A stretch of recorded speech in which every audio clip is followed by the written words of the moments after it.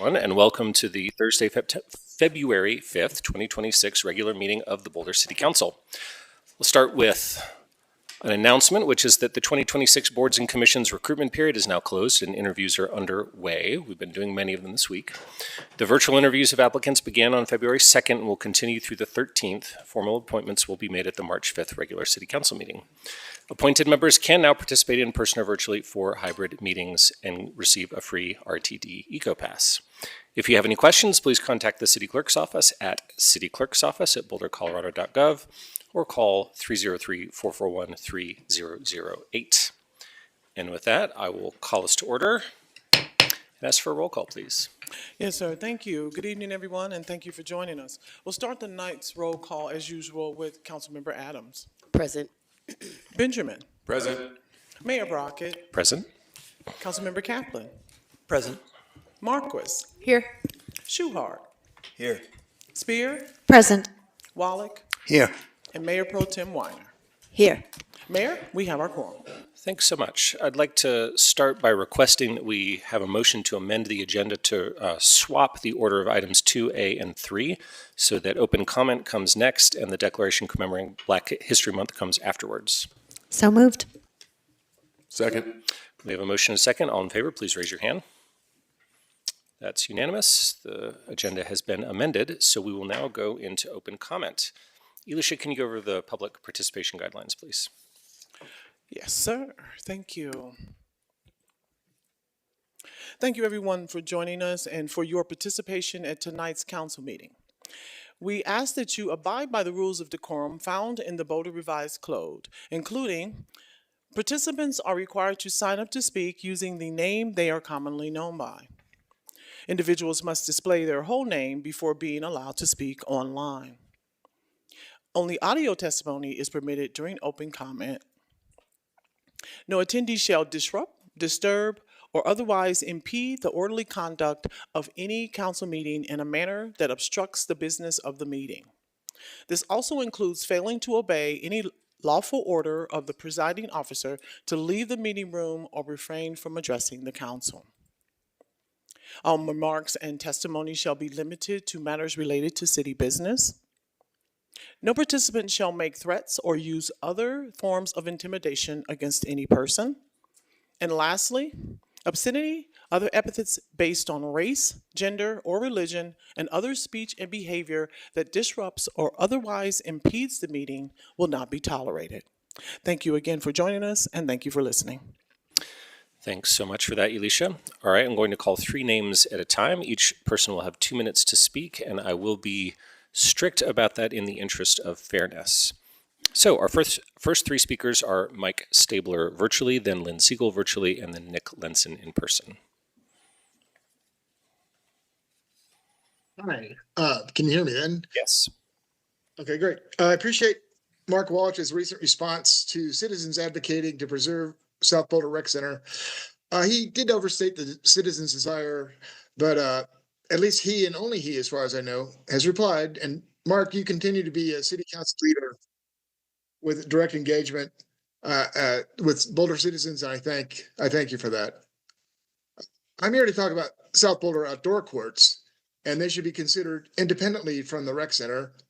The courts are just in pitiful shape and need to be replaced immediately.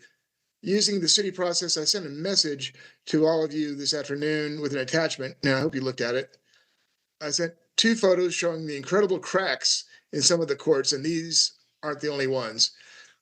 The city plan says that South Boulder courts will have to wait until 2027. I included a graphic of that plan in my afternoon message. The plan allocates $400,000 to redo Chautauqua and East Boulder Community Center courts in 2025. As you may know, Chautauqua courts are redone primarily with a generous gift from Mo Siegel and his wife. I don't know if East Boulder courts were done in 2025 per the plan, but I've never noticed any work and I'm doubtful. The Fairview tennis program utilizes South Boulder courts, as do hundreds of tennis and pickleball players every week. I want the city to spend the $400,000 that was for Chautauqua and East Boulder at South Boulder in 2026. And if this is not possible, I want the council to reallocate the $400,000 planned to be spent on Knollwood in 2026 to South Boulder courts. No disrespect to Knollwood, but it is 2 tennis courts and they aren't in great disrepair. There are 4 tennis/8 pickleball courts at South Boulder, and they're all in bad shape. Please come to South Boulder courts anytime and maybe hit a few balls. Just show up. The mornings are made for all levels of players. Your time is And up, but thank you for your testimony. Now we have Lynn Siegel virtually, then Nick Lenson in person, and Ann Peters in person. Lynn Siegel, yes, fighting over crumbs once again.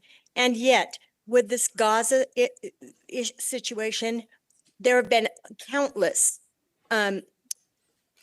suspension, legal proceedings I have been to, hearings that the city in a budget crisis is just throwing money down the drain. And now I have a suspension for asking questions. This is a problem. This is a real problem. Because on September 8th, I had a sign up and Matt's wife didn't like my sign and Rachel Friend didn't like my sign. So they stole it and I found it in a car and I missed a talk on de-escalation. I am not making this up. Waiting for them to come out of this candidate forum so I could get my sign back. And so I knew who took it. Meantime, evidence. Where's the evidence that I rose my voice in asking questions to access Nuria in the lobby of the city council building, Kate? Where's the evidence? Where? The surveillance cameras down. 2 years ago, city employees stole my things that I set down for 15 seconds after I set it down. 4 feet from me, it was taken. Surveillance cameras worked fine then. How is it that the surveillance cameras are down now when I need evidence that I rose my voice? How many decibels? I don't know. But I did. But thank you for your testimony. Let's see, before we get to the next testifier, we do actually have a rule that signs have to be held at head level or lower, so folks can watch for that. Okay, now we have Nick Lenson, then Ann Peters, and Daniel Howard. Good evening. My name is Nick Lenson, and I and my family are residents of Boulder. I applaud the city for moving forward with adopting the 15-minute neighborhood concept per the Boulder Valley Comprehensive Plan update. I expect that the city is already working to achieve this vision via all city planning, including those by Parks and Recreation. Thus, I ask that the council explicitly refer to the 15-minute concept as part of its vision for rebuilding the South Boulder Recreation Center, which should include a full-size competitive swimming pool, weight room, and gym. The rec center provides an accessible location in South Boulder residents to participate in recreational activities without using a motor vehicle. One simple example, an 80-year-old man I know who cares for his wife with dementia walks to the center 2 to 3 times a week to play volleyball. The current rec center significantly reduces automotive traffic in our city. Simply hosting the Fairview swim team allows the center's pool to reduce in-town trips by at least 4,800 trips per year. Moreover, captain-led workouts for non-season Fairview sports team regularly occur at the center's weight room and gym, thus reducing vehicle trips while providing a safe environment for our children. I ask that the council adopt a vision to ensure that the center maintains, if not expands, its services, an approach consistent with both the 15-minute neighborhood rule concept and the city's goal to reduce in-town motor vehicle traffic. Now, how to finance the center's rehabilitation. I'd like to suggest a few options beyond those already shared with Councilmember Wallach. Tax short-term rentals egregiously. That is, take the Sundance money and run with it. Review whether the city employee count, excluding OSMP, is similar to peer cities. Do we have a higher ratio or lower? I do not know. I've never seen those figures. Examine whether your personal goals for the city truly align with those of our community, which leads me to my main request. Allow our communities to vote up Your or down. time is up, but thank you for your testimony. Thank you. All right, now we have, folks, we appreciate your, please, we need quiet in the house. We appreciate your enthusiasm, but please no applauding or noises and talking in the audience. But thank you for your enthusiasm. All right, now we have Ann Peters in person, and then Daniel Howard virtually, and Leslie Glustrom in person. My name is Ann Peters. I've been long-term resident of Boulder. I've used the South Boulder Rec Center since 1976. My husband and I are now regular active users. And headline, please keep the core features of this facility in the same location, the lap pool, the double gym, the weight, and the exercise rooms. This morning, I got an email from Parks and Rec, subject line, love your local. Tagline, local love grows here, encouraging me to use my local rec center. I do. So to learn that the city may close or limit the offerings at this facility is so contradictory and kind of mind-boggling. So that's why I'm here to say, please keep our core facilities, especially considering Parks and Rec's vision says it envisions a community where every member's health and well-being is founded on unparalleled parks, facilities, and programs. Please, let's keep this program that we have. And this echoes some of what Nick said. Closing South or severely limiting its offerings would have negative effects that contradict stated policies of the city. The environmental footprint goes up as more citizens drive to other facilities. Senior citizens face increased barriers to go further distances. It's just harder to get places, especially as your mobility diminishes. But a handicapped person like me can get there and can swim. And swim is the main exercise for a handicapped person like me and many others. So closing the pool there would be a little bit of a step backwards from the city's alignment with supporting ADA, not just the laws, but the spirit of it. So I hope you can keep the friendly neighborliness, which is something we value in this city, and keep the South Boulder Rec Center's four core offerings. Thanks. Thank you. Now we have Daniel Howard online, followed by Leslie Glustrom and Evan Ravitz in person. Thank you, City Council, for listening to your constituents today. I'm speaking to urge our community to support the HOME Act, House Bill 26 of 2001. Colorado is currently facing a dire housing shortage and affordability crisis, requiring the construction of over 100,000 homes just to meet current demand, specifically 10,700 housing units in Boulder by 2032, according to DRCOG. The reality is stark. Only 20% of homes are affordable for teachers earning a median salary, and half of our renters spend more than 30% of their income on housing. While local controls often valued, the magnitude of this crisis demands that the state legislature adopt policies to build more affordable housing. More so, housing is a regional concern, where housing built or not built in one city impacts the housing market in neighboring cities. In cities like Boulder, valid reasoning exists for the state to override aspects of home rule to adjust unnecessary barriers that currently prevent development in established communities. For example, the current status quo and expensive housing stock in the city of Boulder pushes workers to live in the neighboring communities, requiring longer commutes and thus higher VMTs and carbon emissions for transportation. We cannot allow rollbacks to persist when young adults, families, and seniors are being pushed out of the neighborhoods where they work and live. HB 26,001 addresses this by establishing a consistent and standardized process for qualifying entities, such as public schools, religious organizations, universities, and nonprofits to build on underutilized land. By implementing a standardized state-level approach, we can achieve approval processes that are at least 28% faster than regular approvals, saving time and money. This bill unlocks centrally located land, ensuring Coloradans can live near job centers, transit hubs, and community gathering spaces. Critically, the state intervention is balanced. The bill allows local governments to continue implementing existing affordable housing measures, such as inclusionary zoning or deed restrictions. It also continues to allow limitations of height limits up to 3 stories or 45 feet. However, it ensures that local processes do not prevent or increase costs for trusted nonprofits who are dedicated to build affordable housing in service of their missions. It is time to prioritize reasonable, effective, and data-driven policies that work hand in hand with the infrastructure to solve our housing shortage.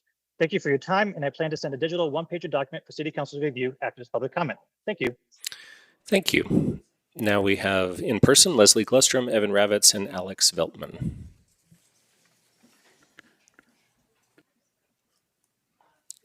Turn that back on. There you go. You're on. I am. Thank you so much. Good evening, Council and Mayor. I just want to take a minute to thank the young people who've come to learn about and participate in democracy. And I think we all really appreciate what they're doing. So as you know, my name is Leslie Glustrom. I do a lot of work on climate change and energy issues. Spent over 20 years at the Utilities Commission, know a fair bit about Excel, and want to thank you for that letter that you sent. I'd like to talk about the power outages and looking forward. You've heard all the stories. You know what happens when the power goes out. It's not pretty. So the question becomes, how does our community move forward? And the key concept here, I think, is that while we all can see that Excel's system, in a sense, put us in that position, what I'm urging you tonight is to not think and hope and wait for Excel to solve the problem. We'll be here. You'll be replaced 8 or 9 times over. So I think we have to own some significant part of this ourselves. We have great staff, and I think we can do that. It starts with, I think, resilience hubs. During the outage, the list of places to go did not include anything in Boulder.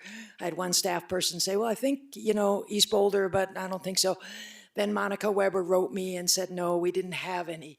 So I'm asking you to ask the staff, however the proper procedure is, to develop a plan, starting with, let's call it 3 resilience centers, south, east, and north. Then we can move on from there to a set of interconnected microgrids. We can't wait for Excel to do this. We're not going to get the lines undergrounded at any reasonable rate. So I think we have to own this ourselves, ask staff to make a plan, and recognize, of course, how critical this is. Thank you.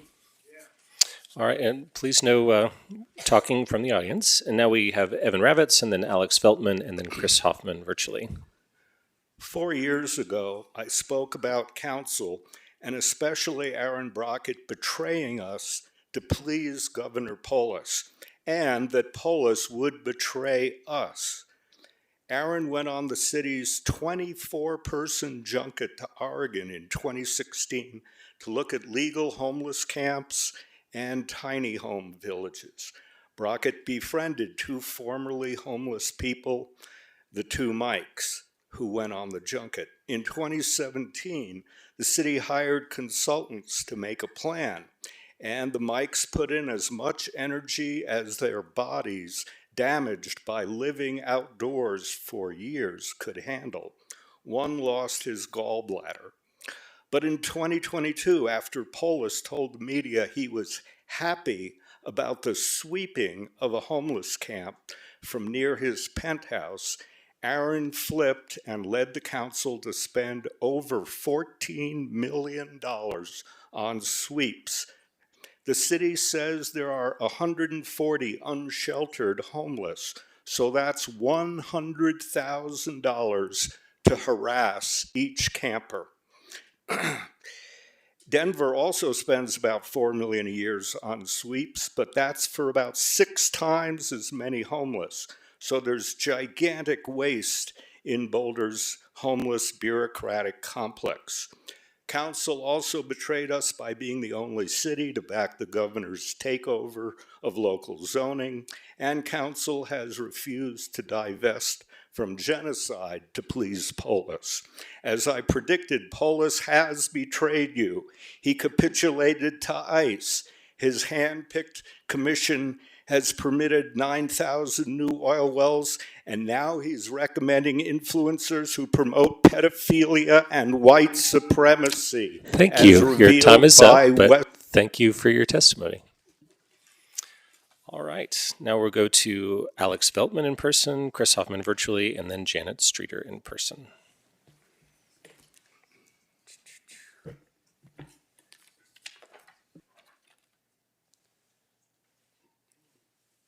Good evening, Mayor and Council. My name is Alex Veltman. I'm a 30-year trial attorney, but I am also a community member of South Boulder. I'm here tonight to discuss the managed decline of our neighborhood. Over and over again, we are told that there's no money for SBRC. Yet we see the city paying for $140 million, what is essentially a luxury office park, almost $1 million of which includes lobby and parking garage art. Meanwhile, the East Boulder Rec Update is seeing a $40 million increase, which is $10 million more than what is the cost for the entire replacement of the South Boulder Rec Center. This isn't a lack of funds, it's a lack of priorities. SBRC is the primary designated emergency reunification site for Fairview High School and for Southern Hills. We've seen that in action just this last September when we had the shooter lockdowns. The actual building is a critical BVSD safety anchor. If it gets shuttered for whatever reason, then the emergency refuge for 2,500 students and staff has effectively disappeared. The city's own master plan labels SBRC a Priority 1 community asset for its community emergency role. Yet it isn't even in the queue for the CIP and the CCRS project list. If you fail to plan, as they say, you are planning to fail. Does this city council Your believe that time is lobby up, art is a higher but priority? thank you for your testimony. All right. Now we have Chris Hoffman virtually, and then in person, Janet Streeter and Connor Robson. Thank you. My name is Chris Hoffman. I live in Boulder.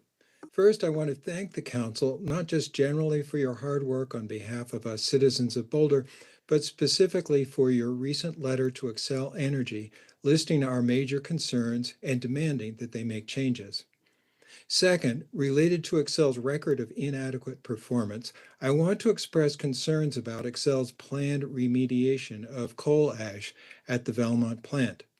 Valmont Power Station is the most polluted coal ash site in Colorado, with over 1 million tons of coal ash waste. For years, this waste has been leaking contaminants into the groundwater. Obviously, we don't want that to continue. But Xcel's plan to remove the waste, as currently conceived, could expose Boulder residents to a toxic dust that has been linked to learning and behavioral impacts in children, higher rates of heart disease and lung disease, lung cancer, nervous system disorders, lower birth rates, weights, and shorter lifespans. So I'm urging council to pay close attention to this.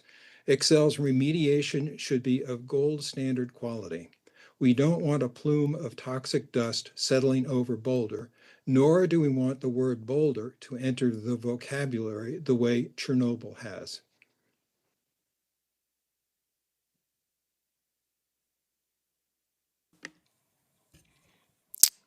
Okay, sounds like your testifying is over. Thank you. Now all the rest of our speakers are in person, and our next three are Janet Streeter, Connor Robeson, and Yvonne Bennett. Okay. Thank you all for being here. My name's Janet Streeter. I was over at South Boulder Rec Center yesterday. Swimming lanes were filled. People were playing basketball in the gym. And for Fairview students, it's wonderful to have it close like that. And I think it's part of their strong swimming program. The South Boulder Rec Center serves about 1/3 of the city.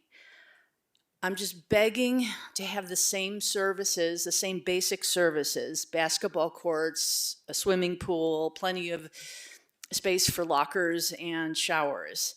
Let's talk about funding.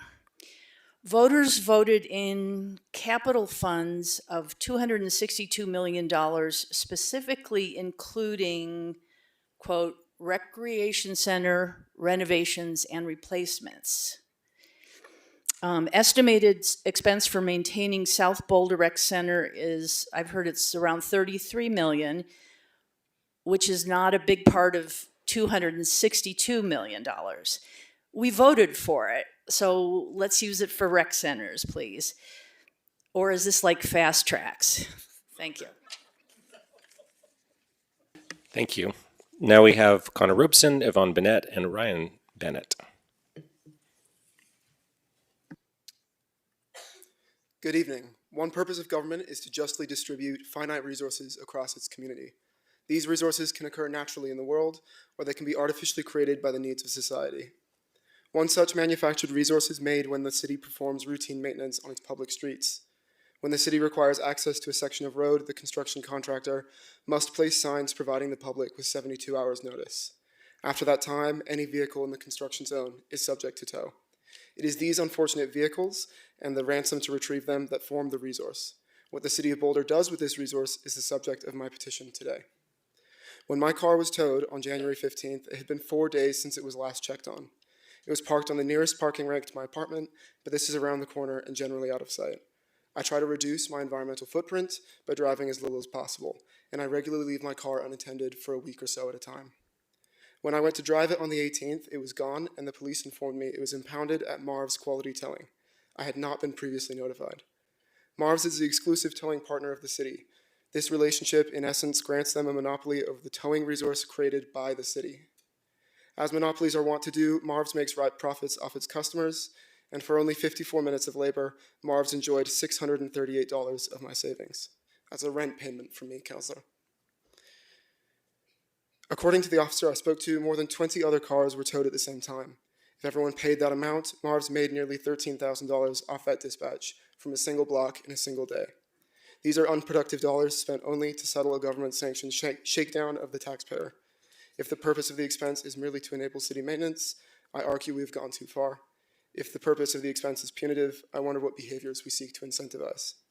My ask today is simple: remedy the immense gap between value to the city and cost to the victims of this monopoly. There are many ways to do this. For example, renegotiating with Marv's to limit allowable expenses, requiring contractors to contact owners at time of tow, or operating its own city public service. Thank you. Thank you. Now we have Yvonne Bennett, Ryan Bennett, and Jenny Ferris.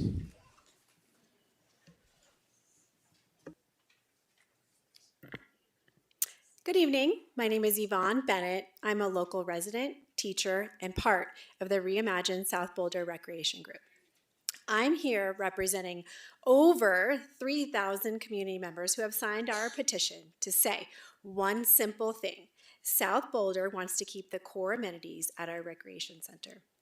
After carefully reviewing the Parks and Recreation Plan, especially for East, many of us feel that our voices are not being heard. The plans moving forward do not reflect what the taxpayers are clearly asking for. Let me be clear. If the city wants to pursue an expanded aquatic center in East Boulder, that's great. But that should not come at the expense of our neighborhood recreation center in South Boulder. Our pool serves Fairview Swim Team, families, seniors, lap swimmers. It is a daily use, walkable community space. I keep hearing that there's a funding problem, but yet our city is prioritizing $140 million for office buildings over spaces for children to play and community centers dedicated to mental and physical health. It's not a financial issue, it's a failure of priorities. Parks and Rec have committed to a long-term $80 to $200 million for the civic area project that they're calling Boulder Beach. Why would we do this before making sure our existing buildings are taken care of? I'm asking you to invest in the recreation center that already serves thousands of residents every week. Please listen to your constituents. We are not asking for something extravagant or gold-plated.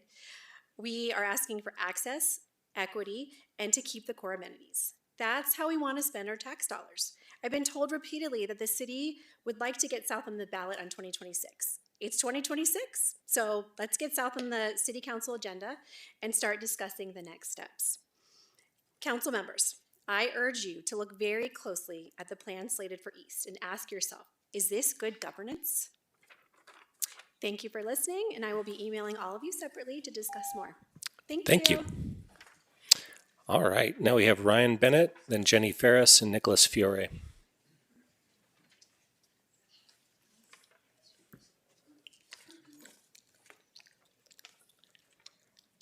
Hello, City Council. My name is Wes, and I'm 9 years old. I'm here because I really love the South Boulder Rec Center.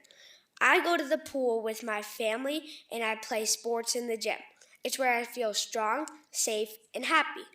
If the South Boulder Rec Center loses its pool or gym, kids like me won't have a place close to home to swim. The rec center isn't just a building. It's where we learn healthy habits, where we stay out of trouble, and where we feel like we belong. Please keep the pool and gym. South Boulder kids deserve the same opportunities as kids in other parts of the city.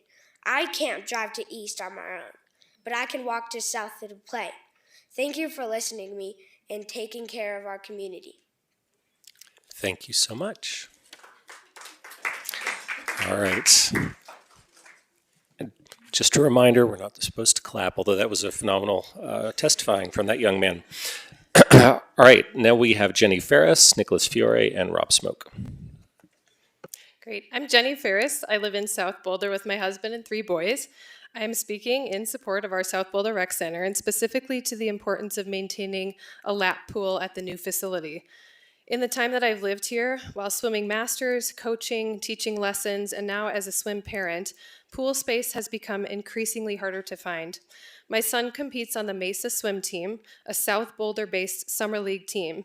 These kids depend on our facility and deserve a pool where they can host swim meets. Our Fairview High School swimming and diving teams deserve a pool as well. High school swimming is an inclusive sport in Boulder with roughly 60 swimmers on the girls' team alone. These swimmers can walk from school to practice. Eliminating the pool will create a barrier for these kids and will discourage participation. Sending our swim teams and lap swimmers driving across town is not at all in line with the city's carbon goals and would crowd Table Mesa after school. Adding 2 lanes to the updated East Boulder's pool will not make up for the loss of an entire separate pool at South Boulder Rec. When a swim meet is happening at a pool, the entire pool is unavailable for others for hours at a time, regardless of the number of lanes at that pool. Without a pool, South Boulder's swim meets would have to shift to already full North or East Boulder pools, leaving no space anywhere near South Boulder for lap swimmers during peak times. Overall, pouring all of our resources into East Boulder Rec would result in a net loss of 4 lanes of pool space and would take away equitable access for South Boulder residents. A water feature at South Boulder Rec is absolutely no substitute for a pool. Splash pads don't provide kids with life-saving water safety skills, and they certainly don't provide value to the aquatics community. We do not want a water feature or a field house. We want to maintain what we already have, and we have 3,000 signatures on a petition to support this. My 8.5-year-old summed it up the best. Is it even a rec center without a pool and a basketball court? Your time is up, but thank you for your testimony. All right, our last 3 speakers are Nicholas Fiore, Rob Smoke, and Paul Shearer.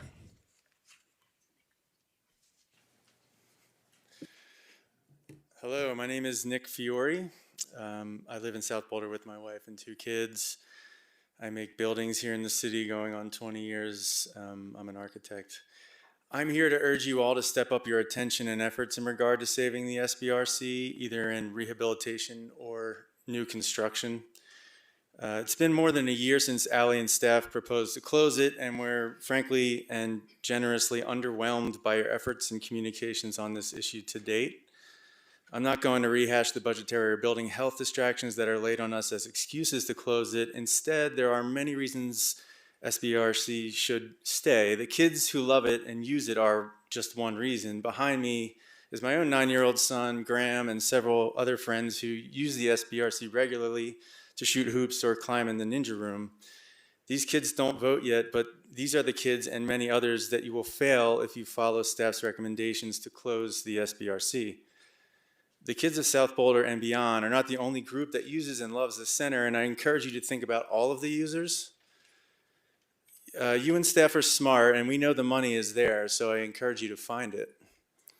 I've also offered to speak to any of you on this issue, especially through the lens of building and design, and also through the lens of the reports that staff is pointing to as proof that the building is failing and or in some kind of end-of-life situation. I'm almost 50, and I don't feel like I'm at end of life myself. Knock on wood, but is this real wood? But anyway, I really encourage you to take me up on that. I know my emails are scary, but I'm not actually scary in person, and I think I know a little bit about buildings and maybe could shed some light on how I think those reports just aren't saying what staff says they say. So thank you. Thank you. All right, now we have Rob Smoke and then Paul Shearer.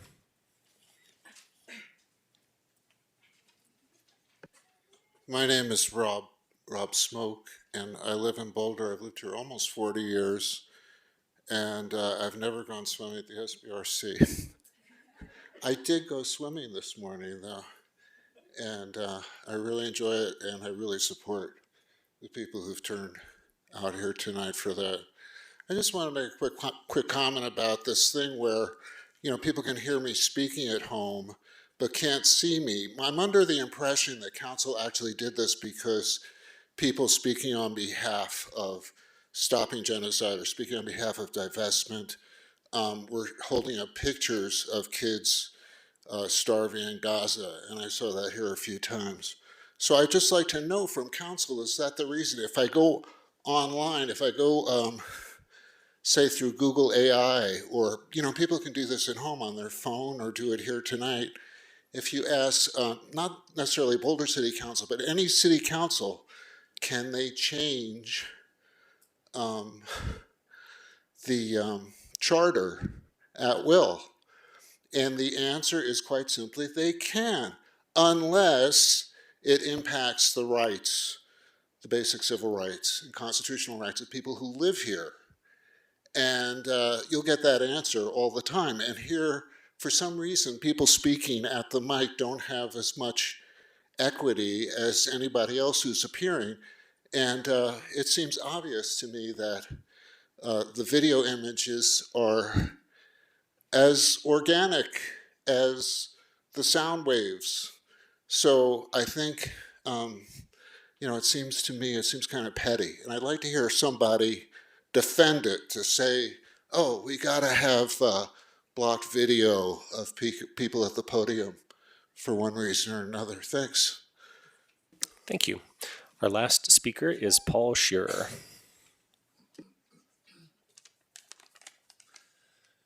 Good evening. I'm Paul Shearer, South Boulder Closer resident. to the mic, please. Good evening. I'm Paul Shearer, South Boulder resident. Councilmember Wallach recently criticized South Boulder for wanting a gold-plated rec center. That's nonsense. We only want the same rec center we've always had, even though it's the smallest and least equipped of the three. But where will we find the money? Turns out there's a very obvious place, a solid gold millstone in the city's budget. You have nearly $200 million allocated to plans which are heavily justified as climate action. $140 million for new administrative buildings, $53 million for East Boulder retrofits. Combined, they might save about 1,200 tons of carbon a year. I have a different proposal. It saves that same 1,200 tons, but it only costs $5 million. Quick show of hands, who prefers spending the $200 million? Now, who wants the $5 million option? Thank you. The plan is simple. $5 million buys enough utility-scale solar and batteries to save that 1,200 tons of carbon. That is a conservative, all-in estimate. Meanwhile, to the best of my knowledge, that $140 million office plan costs $500,000 almost per employee, over 4 times the going per person rate in Denver. It's enough to buy each worker their own condo in Louisville. Where did they get the money for that? $100 million in debt issued by emergency procedural maneuvering, never approved by voters. One more show of hands, does Boulder want to preserve the health of its kids and seniors? Or does Boulder want to build a gold-plated palace for administrators? Council members, if this isn't enough for you to change course, then I urge you to put a referendum on the ballot. Administrative palace or rec center. Let the people of Boulder decide. Thank you. Thank you. All right. Well, thanks everybody for coming out and testifying today. I want to particularly thank our young testifier and all of the other young people who've turned out tonight. Really love to see youth civic engagement. So thanks for coming out. Nuri, do you have any responses to what we've heard tonight? I do. Thank you, Mayor, and I apologize to all for my nasally voice. I'm still getting over the flu from last week. But also just want to say, while I appreciate everyone who comes to speak at council, I'm always especially excited to see our youth and our hopefully leaders of tomorrow come forward and learn about the process. So thank you for that. There's been a lot of conversation, certainly about South Boulder Rec, and I just appreciate the passion with which community is showing up, has been showing up, has been having discussions.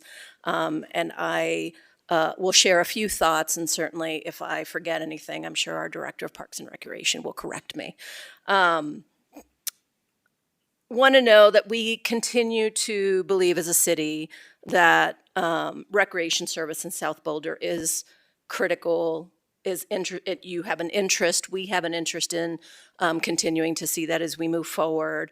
I do want to clarify that the city has not said that that the city has not made a determination to close a facility. And in fact, in the 2025 budget, if you'll recall, Council, we allowed for, and you approved, and we appreciate that, $2 million investment in South Boulder Rec Center, which I hope shares with community that we do not believe it is in imminent danger of failure, but we had to make some investments there. As we have outlined to Council, and I know that Ally has shared with community in the past as well, we have elevated the long-term financial strategy as a priority. And last year, there were several work streams that are related to that to meet the unmet needs in our city organization and our infrastructure. The future of recreation discussion helped us understand what community priorities for recreation service was across the city, and the Fund Our Future conversation with community that is coming up will help inform the priorities across the entire organization. I wanted to remind Council that we will be having more conversations about this very soon. Council's going to hear an update on the Fund Our Future and long-term financial strategy in March, and then again in May. So very soon we will be having these very conversations. A conversation that will include the discussion about recreation centers as we prepare for the 2027 budget process and potential 2026 ballot initiatives. I also wanted to make two additional comments that I heard as folks were testifying. I understand there is comparisons with the Western City campus, which is intended to consolidate, frankly, and save money for buildings that are obsolete and no longer functional as well as we move in there. The decision to fund that project dates back more than 6 years, certainly before my tenure, and I can't remember when that date was, but that is ongoing, and that project, actually, conversations about it began over 10 years ago. I'll also just note Mr. Veltman, who has sent us, and I know has sent you as part of the attachments, some comments. I believe we have responded or about to respond to some of those comments, but there was a comment about public art expenditures, and I just wanted to reiterate for community, and I know Council's well aware of this, the city has a 1% for public art policy, where 1% of the budget for certain capital projects are dedicated to public art projects, or to capital projects are dedicated to public art. Policy has been in effect since 2018 and aligns with the city's goals. This building actually received an exception to reduce some of that. It does not quite reach the 1%, but we believe it is adequate for the current facility, but it is part of a long-standing policy. There were other comments, I will say, and I wanted to thank Leslie Glustrom, as always, for coming to talk to the council about about Excel.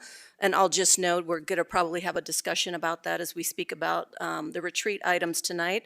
But power resiliency, including time and barriers that council has approved, we'll be discussing some of the possibilities, not just how do we talk to our Excel as a partner in the future, but also how can we look at things like resiliency hubs and other things that will improve our resiliency as we move forward. So just wanted to make a note of that. And finally, to the person who is no longer with us who spoke about Marv's towing, know that I will take that note and learn a little bit more about that with the team. That is all I have, Mayor. Sorry for the voice. Thanks so much, Neria. And Roberta, did you have anything? Bless you. And that's all I have. But bless you, bless you, bless you. Any questions for city staff to follow up on open comment? Do you have, Matt? We'll finish that. Tina, question? Yeah, I just had a quick question how the Fairview High School athletic leaders are being integrated in this conversation. I heard a lot of concern about sports and also about the emergency situation. I appreciate that. And so that I'm not misspeaking, I'm inviting our Director of Parks and Recreation to come on join us.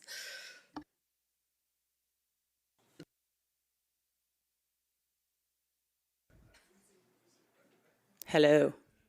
Folks, I'm Allie Rhodes. I serve as Director of Parks and Recreation. Nuri, I'm certain you would have gotten it right. I'm just here to back up. I appreciate the question about the Boulder Valley School District and the relationship. We are working very, very closely with them on a variety of needs. We have a longstanding joint use agreement that governs the sports uses of our facilities.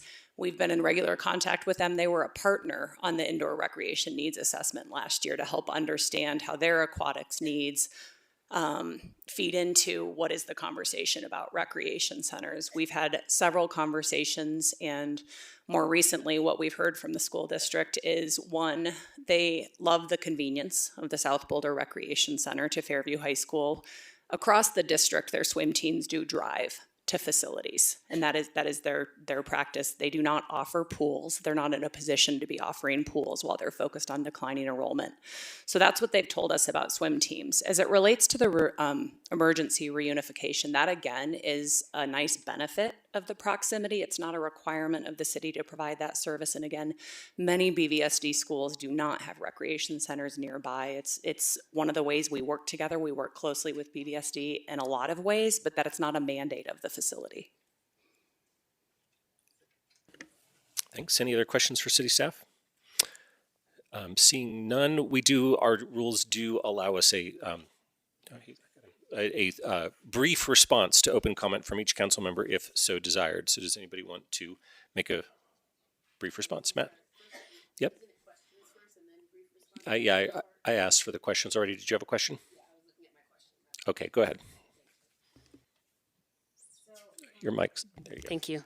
So I appreciated the question about the climate resilience again, and I was remembering that I asked about this last time as far as the county's grants that were received. I think there's 2 around community resilience hubs, and so just what level of participation or agreement or collaboration we can expect with the city. So just was curious, in your response you mentioned that work was coming, but if I could just get a little bit more. I mean, it's urgent and important. They're already starting to work on those 2 projects. I believe they're starting with manufactured home communities and schools, I believe. But just getting more information on, and what is the level of, do they already have engagement for the city, or you know what I mean? I just would love to know, related to their actual contract, what they had already envisioned in their proposal, and then how does that line up with the work that the city is already doing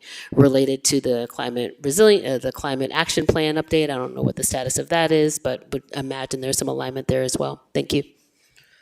I appreciate that, Councilmember Adams. I'll have to get back to you on the details of the precise questions that you're asking about, but I do know that the team has been working with the county for a while, continues to work with the county, what the next steps are and what the specific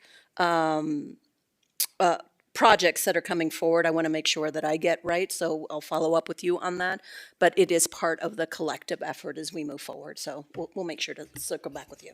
And then I'm curious if there's any kind of intersect that you all see on staff around the wildfire resilience hubs, which again, I know that was primarily an online piece, but I would imagine there'd be some physical components to that work as well. And I would imagine having some collaboration and cooperation around anything that's going to be centralized, again, with our county. Was curious if there were any kind of considerations there. Thank you. Again, appreciate the question. Luckily, in terms of our wildfire resilience team, our director of climate initiatives, is one of the directors part of that team. And so that will be closely integrated as we move forward and looking always for synergies. And I think in even the wildfire team, separate from climate, we have good relationships with the county, particularly at a staff level. We always work with them when we're talking about wildfire resilience as well. And I believe that the team, as they see things that intersect, will bring those together. It is in the best interest of all of us to be able to align and to create efficiencies where we can. Great. Matt, short comment? Short comment. I just want to give a big shout out to the Bear Creek crew that's here. So Wes, Graham, I'm a Bear Creek dad myself. I know you guys probably just came here from lip sync rehearsal. So I will see you tomorrow night at lip sync, which is largely like the best performance in town all year round. So look forward to seeing you. But thank you guys for being here. And just remember, the change you want is from endless pressure, endlessly applied. So appreciate you guys being here. Thank you. I got Tina and then Nicole.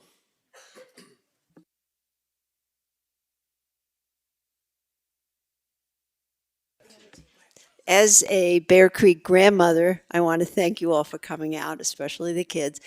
Nick Fiore, it's great to meet you in person. I just wanted to say thanks for coming.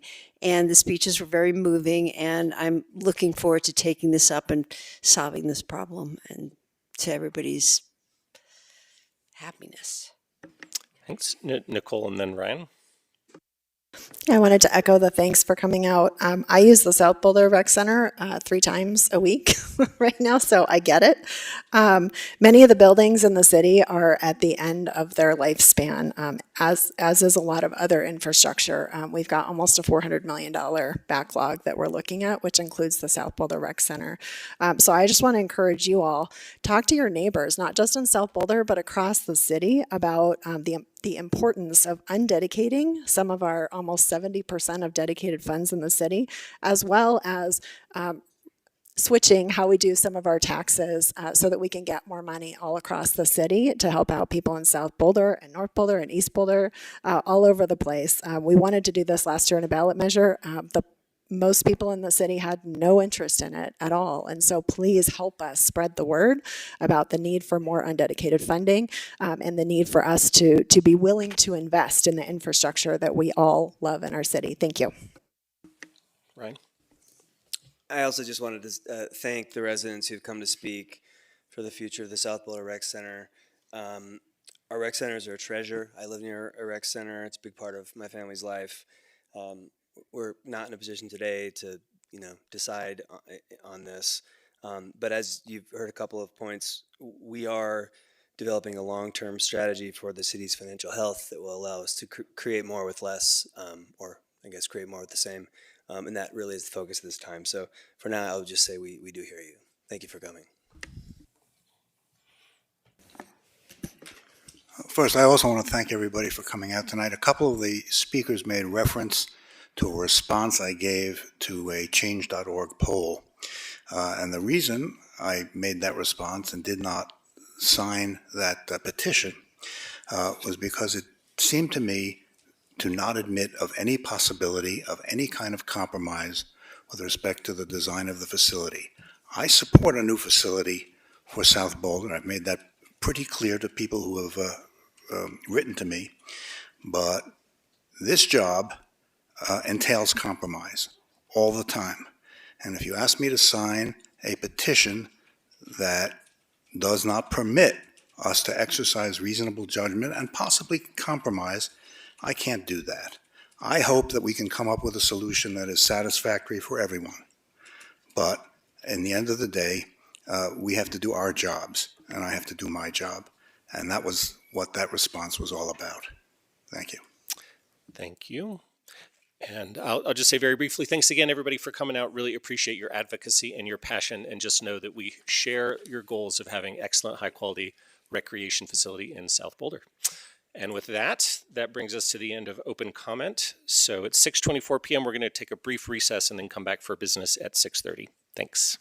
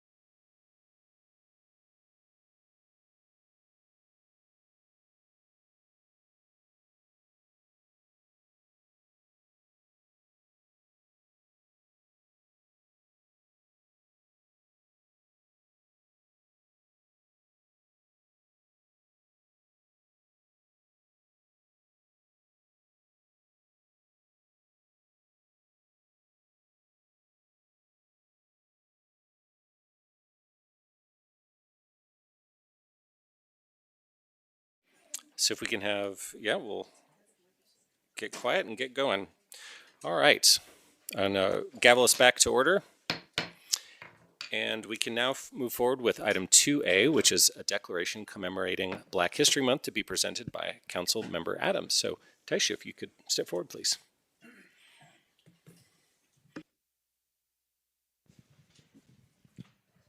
Thank you. Do you have a preference on where I stand? Sorry, there we go. There we go. All right.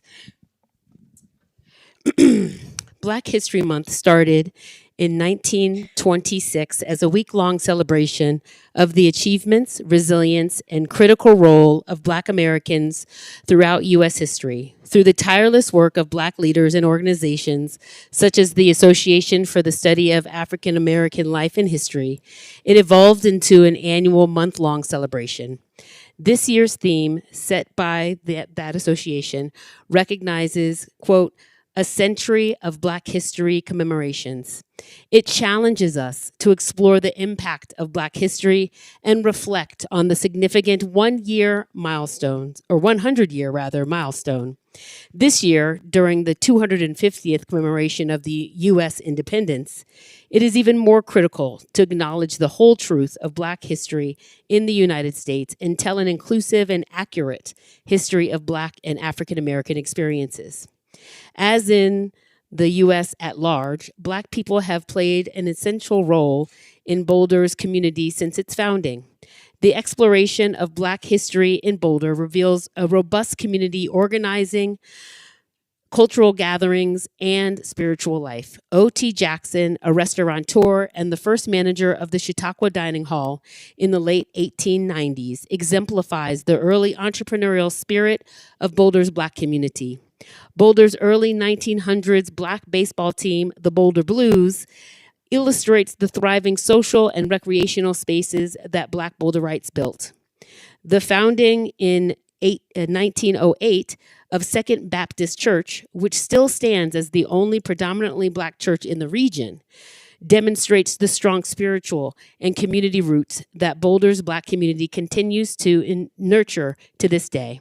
While the city and county must continue to reckon with the racial injustices against the Black community, the history of Black Boulderites reveals the strength, the resilience, the joy, and the triumphs of Boulder's Black community. We, the City Council of the City of Boulder, Colorado, declare February 2026 as Black History Month and encourage the community to seek out opportunities to learn about Black history, support Black-owned businesses, and reflect on our responsibility to actively dismantle systems of oppression and work together towards racial healing.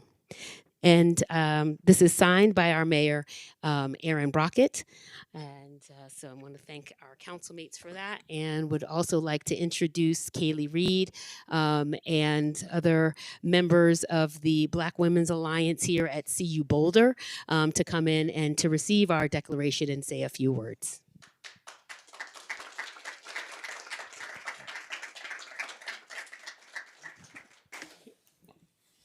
Yeah, please do step forward.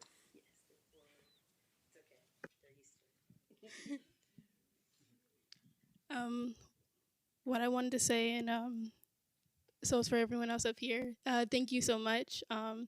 Having this opportunity to speak on behalf of the City of Boulder and with Black Women's Alliance.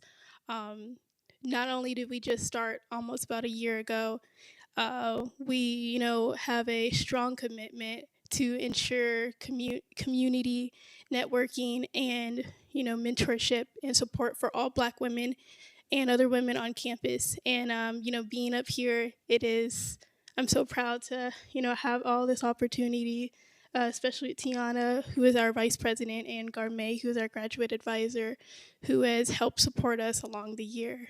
Yes, thank you. And anything you want to say? We really appreciate this effort here today, and we hope that we can continue strengthening our partnership and promoting unity among everyone. Thank you. Thank you, everyone, for coming out and supporting the city of Boulder. These young ladies have been working tirelessly to regenerate and just add momentum to Black Women's Alliance at CU Boulder. We have BSA in the crowd, Black Student Alliance. I'm a two-time CU Boulder alumna, and I'm super proud to see this next generation continue to carry the torch. Thank you.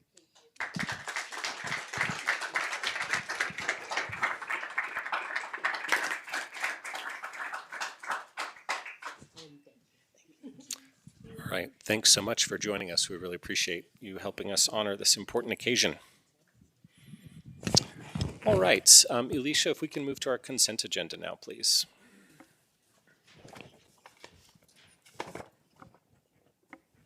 All right, sir, let me get myself together over here. All right, everyone, our consent agenda is item number 4 on tonight's agenda, and it consists of items 4A through 4C. Any questions or comments on the consent agenda? Or perhaps a motion? I move to. Please. I move to approve the consent agenda. Second. Got a motion and a second. Rob, did you want to speak to this? No. We have a motion and a second. We can have a roll call, please, Elisha. Thank you, sir. We'll start the roll call for the consent agenda items 4A through 4C with Councilmember Shuhar. Yes. Spear. Yes. Wallach. Yes. Mayor Pro Tem Weiner. Yes. Councilmember Adams. Yes. Benjamin. Yes. Mayor Brockett. Yes. Councilmember Kaplan. Yes. And Marquis. Yes. The consent agenda items 4A through 4C are hereby approved unanimously. Thanks so much. If we can go to our first call-up check-in, please. Yes, sir. Thank you. Call-up check-ins are item 5 on tonight's agenda. 5A is the consideration of a landmarks alteration certificate to demolish an existing accessory building and construct a new 1,054 square foot accessory building at 2408 8th Street. This is referenced under HIS 2025-00352. It is a contributing property in the Mapleton Hill Historic District. Any questions, comments, or desire to call this one up? Seeing no hands raised, I'll say no. No desire to call that one up. So to the next one, please. Item 4B is the consideration of a landmark alteration certificate to construct a newly approximately 2,600 square foot primary building at 2439 Broadway. This is referenced under HIS 2025-00313. It is also a contributing property in the Mapleton Hill Historic District. Any questions, comments, or desire to call this one up? Doing the head turn here, not seeing any hands raised, so we'll also pass on this one. So if we can go to our public hearing, please. All right, sir. Our public hearings are item 6 on tonight's agenda. 6A consists of 2 items. First, we have the second reading and consideration of a motion to adopt Ordinance 8736, rezoning approximately 65,122 square feet of land located at 5501 Arapahoe Avenue, an adjacent right-of-way from the Business Community 1 to the Mixed Use 4 zoning district, as described in Chapter 9-5 Modular Zone System BRC 1981, and setting forth those related details. This is referenced under case number LUR 2025-00016. Our second item is the second reading and consideration of a motion to adopt Ordinance 8737, rezoning approximately 56,896 square feet of land located at 5505 Arapahoe Avenue and the adjacent Arapahoe Avenue right-of-way from the Business Community 1 to the Mixed Use 4 zoning district, and rezoning the adjacent 56th Street right-of-way from Industrial General to the Mixed Use 4 zoning district, as described in the Chapter 9-5 Modular Zone System BRC 1981, and setting forth related details. This is referenced under case number LUR 2025-00016. Nuria? Thank you so much, Mayor. That was quite a mouthful for those items. Just appreciate that. I know we're going straight to Chandler for the presentation of this item. And I know that we are waiting to see if we can connect to the screens. And if you can't do it from there, I bet you that, could be that it's coming up. There we go. Excellent. Good evening, Council. I'm Chandler Van Skok with the Planning and Development Services Department. And as Alicia just mentioned, I'll be presenting the 5501 Arapahoe second reading of the rezoning ordinances. As Alicia just mentioned, the purpose of this item is for City Council to consider a request to rezone two parcels containing approximately 2.65 acres of land located at 5501 and 5505 Arapahoe Avenue and adjacent rights-of-way from Business Community 1 or BC1 to Mixed Use 4 or MU4 and the adjacent 56th Street right-of-way from Industrial General or IG to Mixed Use 4. This is reviewed under application LUR 2025-16. This rezoning request is to facilitate redevelopment of the property under the form-based code standards of the East Boulder Subcommunity Regulating Plan. The applicant applied for a rezoning concurrent with their form-based code review, which was approved by Planning Board in December of last year. The form-based code application was considered by Council on January 8th and was not called up. First reading of the rezoning ordinance was approved that evening as well, which brings us to Council consideration of the second reading of the rezoning ordinances this evening. Required public notice was provided in writing to property owners within 600 feet of the site. A posting sign was placed on the property as well in accordance with the code, and no public comments were received by staff. Some brief notes on the location of the site.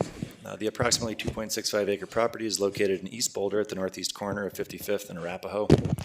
The site is comprised of two properties.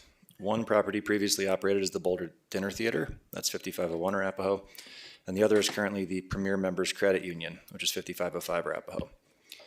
The site is surrounded by commercial and light industrial uses to the north and south, to the north and east, and commercial uses to the south and west. The Flatirons Golf Course lies to the southeast across Arapahoe Avenue. The site currently contains several shared vehicular access points off Arapahoe, 55th, and 56th. Overall, the site is largely paved. The Boulder Valley Comprehensive Plan land use designation for the site is Mixed-Use Transit-Oriented Development, or MUTOD. Per the Comprehensive Plan, MUTOD areas pair existing or planned transit facilities with residential and commercial development opportunities. The goal of MUTOD areas is to transform existing disparate uses into mixed-use, transit-oriented neighborhoods rich with amenities and services. MUTOD areas are located at regional or local mobility hubs and or along key transit corridors. Anticipated uses consist predominantly of attached residential uses. Supporting uses to be allowed include office, retail, service, commercial, and light industrial. The project site is also located within the boundaries of the East Boulder Subcommunity Plan. The site is designated as an area of change with a neighborhood TOD place type. The project site is also identified as part of the 55th and Arapahoe Station Area Master Plan, also known as the STAMP, which was adopted as part of the subcommunity plan and indicates that the corner of 55th and Arapahoe will include a mobility hub connecting residents to other parts of the city and the region by bus, bike, foot, and car. The project site is currently zoned Business Community 1 or BC1, which is identified as business areas containing retail centers serving a number of neighborhoods where retail-type stores predominate.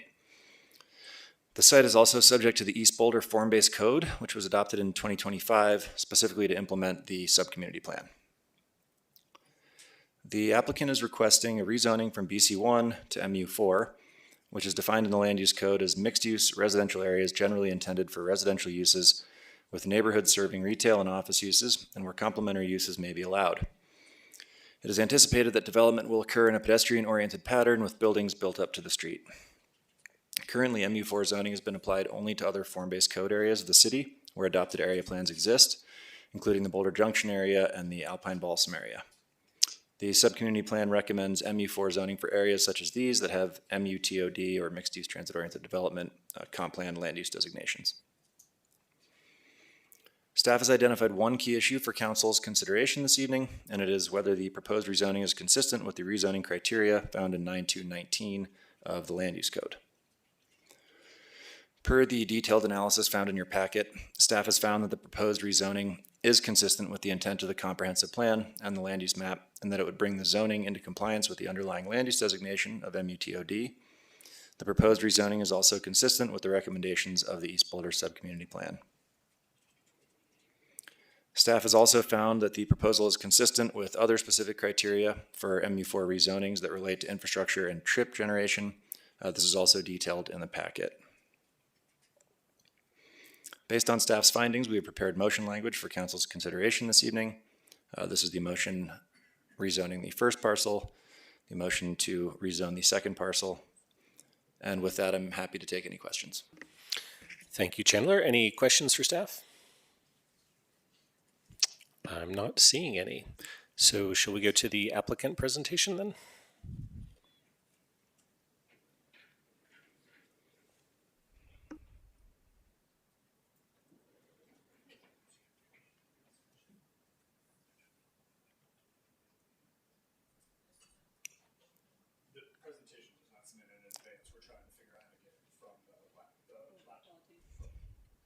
All right, we'll pause for a moment.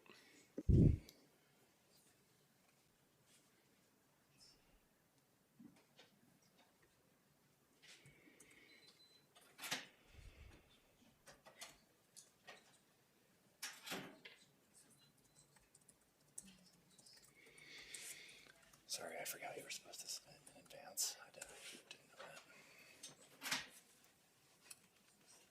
Everything's fixable. Yeah. Everything's fixable. Nobody's going to jail. Matt.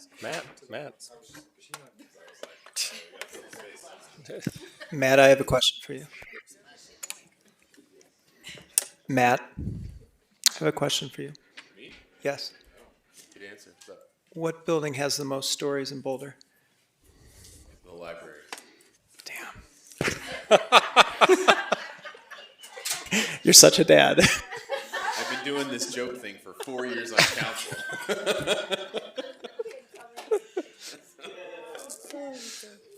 Do we have the presentation up? Rob, I'm sorry. Okay, with that delightful intermission there, we'll now turn to the applicant for a presentation. Good evening, Erin Bagnall, Sofer Sparn Architects, 2505 Walnut Street in Boulder. We're really excited to be here. We've been working on this, getting housing in East Boulder for a while, and we're excited to be the first ones in. And I just wanted, this will be really short. Chandler did a great job outlining the criteria. I'll just do a quick little introduction of the goals of this area. And in all of East Boulder, we have goals of 5,000 housing units. Specific to the Stamp area, we have residential units that are goals of over 2,000, and this will be the first 300. So I think it's kudos to the entire effort that's made it to this point to be where we are today, and we're excited to be here. We have a lot of robust TDM measures as a result of the criteria. We have connectivity all through the, as you see in the diagram, it's relatively well connected by trail, and most importantly, the east and west Arapahoe transit corridor that is, as you all know, now improved with the bus lanes on each side of the road. Oops, sorry, keep. This project will bring lots of really major infrastructure improvements to the bike lanes and the multi-use path around the site. Has lots of great bike storage, meeting all the requirements of the new bike regulations that just were passed. We're going to have e-scooters and B-cycle stations and car share, a mobility hub that is on the courtyard area, the public courtyard area of 55th Street, right next to the bus station, and bus passes and unbundled parking with a monitoring and implementation plan. So pretty straightforward. As Chandler mentioned, on the left you have the land use plan that was adopted with the East Boulder subcommunity, and then on the right the recommended zoning. That's all I have for tonight. Thank you so much. Thanks, Erin. Appreciate the succinctness. Any questions for the applicant?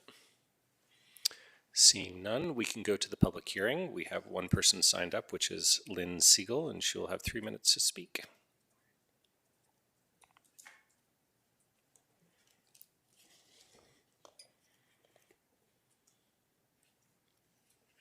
Sorry, I'm just in the middle of an Star Antarctica event, and the PowerPoint was not on, just FYI, so I didn't see that.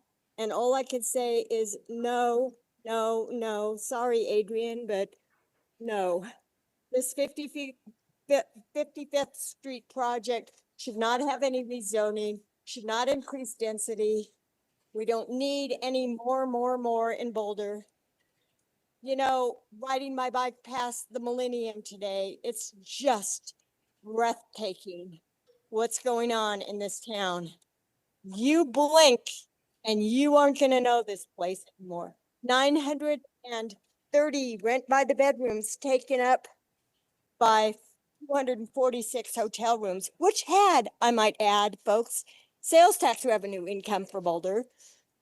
And now you want more. More is not better. Al Bartlett's book, better, bigger, not, bigger is not better. More is not better. We need to, we had all this complaint about South Boulder Rec Center tonight. And, I don't even know where my minutes are.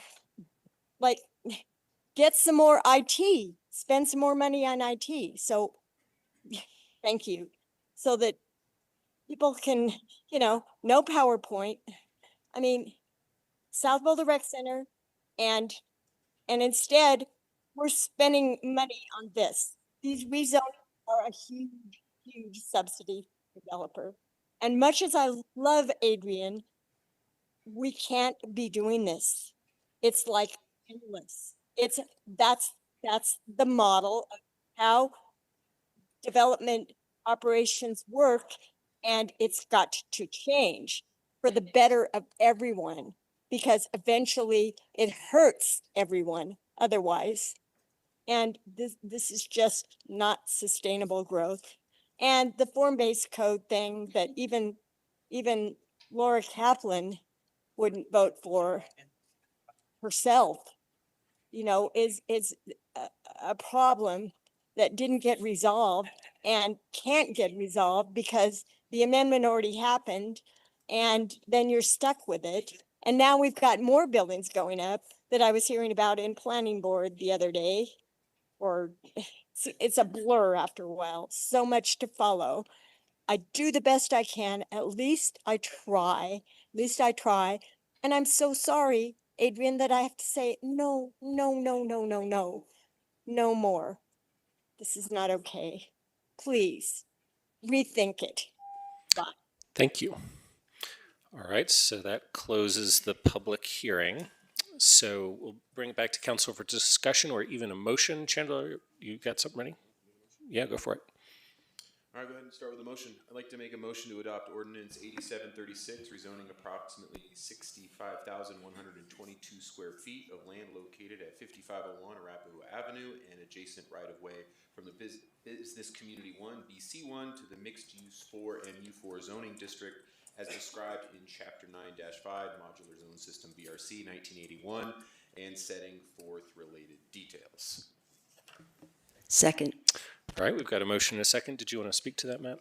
I would just shortly. I just want to speak to the kind of the irony of this project in the fact that when we approved this East Boulder Sub-Community Plan, we created this land use called MUTOD with the intent to do mixed use at this site.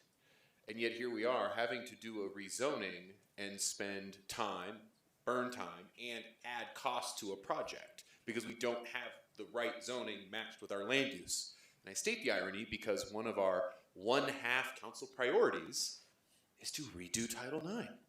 Interesting how that works out, isn't it?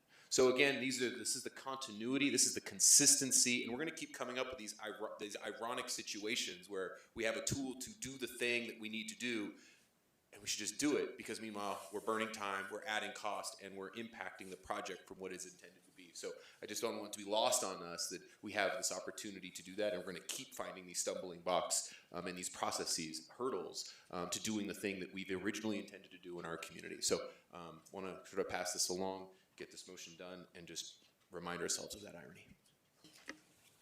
Tara, do you want to say anything? Anybody else? Seeing no other hands raised. Oh, yes, Mark? I think this is a perfectly appropriate place for this kind of development, and I do support it, but I do urge us to take another look at the form-based code, because the results of the form-based code have been a surpassingly hideous structure. If you put the rendering of that building back up on the screen, it could easily pass for a prison. I mean, it is simply flat-sided surfaces with no differential in articulation or anything that would make it a little more attractive. I know that the applicant did what he was obligated to do under the form-based code. I think it falls to us at some point, perhaps not immediately, but we need to take a look at this and see if there are any minor tweaks we can make to the form-based code that will encourage better architecture, because I don't think that's what we got here. We got good housing, but we didn't get good architecture. Thank you. All right, thanks, Mark. I will just offer that hideousness is in the eye of the beholder, and I think it's actually a pretty tastefully designed project. Personally, I know people worked really hard on it. Well, if I may colloquy, yes, it is in the eye of the beholder. So, seeing no other hands raised, I'll go ahead and ask for a roll call vote on the motion in front of us, please. Excuse me. We'll start the roll call for Ordinance 8736 with Councilmember Spear. Yes. Wallach. Yes. Mayor Pro Tem Weiner. Yes. Councilmember Adams. Yes. Benjamin. Yes. Mayor Brockett. Yes. Councilmember Kaplan. Yes. Marquis. Yes. And Shuhar. Yes. Ordinance 8736 is hereby adopted unanimously. Thanks very much. Did you want to keep going? Keep going. I'll make a motion to adopt Ordinance 8737, rezoning approximately 56,896 square feet of land located at 5505 Arapahoe Avenue and the adjacent Arapahoe Avenue right-of-way from the Business Community 1, DC1, to the Mixed Use 4, MU4 zoning district, and rezoning the adjacent 56th Street right-of-way from Industrial General IG to Mixed Use 4, MU4 zoning district, as described in Chapter 9-5, Modular Zone System, BRC 1981, and setting forth related details. Second. Any further words? Any further words from anybody? Seeing no hands raised, I'll ask for a roll call vote on that, please. Yes, sir. Thank you. We'll start the roll call for the adoption of Ordinance 8737 with Councilmember Wallach. Yes. Mayor Pro Tem Weiner. Yes. Councilmember Adams. Yes. Benjamin. Yes. Mayor Brockett. Yes. Councilmember Kaplan. Yes. Marquis. Yes. Shuhar. Yes. And Spear. Yes. Ordinance 8737 is hereby adopted unanimously. All right, thank you very much, and congratulations to the applicant. We look forward to a successful outcome for the project. All right, let's move to our matters from the city manager item, please. Yes, sir. Thank you. Our matters from the city manager are item 7 on tonight's agenda. 7A is the updates to the 2026 policy statement on regional, state, and federal issues, the review and approval. Nuria? Thank you, Mayor, and thank you, Alicia. The next item I'll be sending to Heather Stauffer. She gets ready. But I'll say in advance that we're going to be splitting this conversation into two. Certainly, the first one, want to talk about the policy statement in general, but there was another item that is related to the policy statement that came up as part of the IGA committee. And the IGA committee, I just want to say, felt it was better suited for discussion for the council of the whole. And so want to bring that in, similar to what we do with our FSC committee items as well. So with that, I believe, Heather, I have bought you enough time. Thank you, Nuria. Thank you, Council. My name's Heather Stauffer, Intergovernmental Affairs Officer for the city. This evening, I'll be presenting recommendations for additions and changes to the 2026 policy statement. So our goals this evening are to review updates from the policy statement that resulted from the Intergovernmental Affairs Committee direction at their January 2022 meeting, and then receive direction from Council to finalize the 2026 policy statement for adoption with updates. All changes we received as part of the Council's November 13th study session. They were reviewed by Intergovernmental Affairs Committee on the 22nd, so those are reflected here. So first up, on our state policy priorities, the committee recommended prioritizing the existing human rights language into the state policy priorities section of the policy statement. This was existing language that was in the body of the document, but was prioritized to be one of our state policy priorities. The committee recommended expanding the existing language in the federal policy priority number 5 to also include federal grant-supported research jobs. Within the climate change and community resilience sections of the policy statement, the committee recommended adding language to the existing food and supply security position to support policies that reduce the number of miles traveled from farm to consumer, and policies that support local growers. Also, the committee recommended adding language to support the cleanup of orphaned wells and statewide accountability measures that ensure responsible parties bear the costs of cleanup and environmental remediation. Under the economic vitality section of the policy statement, the committee recommended adding the same language that's reflected in the federal priorities to expand support for federally funded labs. Within the housing and land use sections of the policy statement, the committee recommended adding language into the housing and into these items reflecting the need for workforce housing options. And the committee also recommended adding language back into the policy statement to support reform of the state's construction defects law. The committee recommended adding language to address the requirement for coal ash mitigation. They also recommended adding language to support the development of guidance to help communities reduce or shift high-risk public activities during extreme fire days. Under the transportation section, the committee recommended adding language addressing protections against unlawful surveillance and data misuse to language addressing automated vehicle deployment. And finally, the committee recommended adding language into the policy statement supporting statewide legislation that addresses water and energy conservation measures to limit excessive use of water and energy by data centers. So with that, I will turn it over to Council. So do council members have any questions or concerns about the additions and revisions recommended by the IGA committee to the 2026 policy statement? Any hands? Questions or concerns? So comments, sure. Yeah, yeah, go ahead. A comment. Thank you. I had submitted, numerous items in November. Appreciate Heather, your and the team's work and the Intergovernmental Affairs Committee and work on this. So the coal ash item, the wildfire ignition risk reduction item, the construction defects item, I think it's wonderful those are incorporated. And then I also wanted to thank you for helping to clarify that there was 5 other items relating to essentially electrification and distributed generation that we have affirmed, or I understand, is affirmed that is part of our existing policy statement. Those are in a hotline and documented. I won't itemize them all out, but just to say thanks to you for explaining that, and I would just want to make sure my council member colleagues understand those 5 items are items we have affirmative positions on, and if we need to discuss that further, we should do it. If not, thumbs up.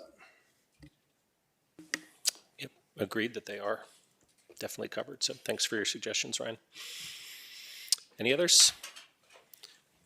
Yes, Tina. Yeah, I was just thinking about the data center addition, and there's a word in there, the excessive use of water and energy, which is pretty subjective, and also it doesn't define whether it would be the judgment would be done by a state entity or a local entity. And I'm wondering if we would want local control over over that determination around the excessive use of energy or water of a data center.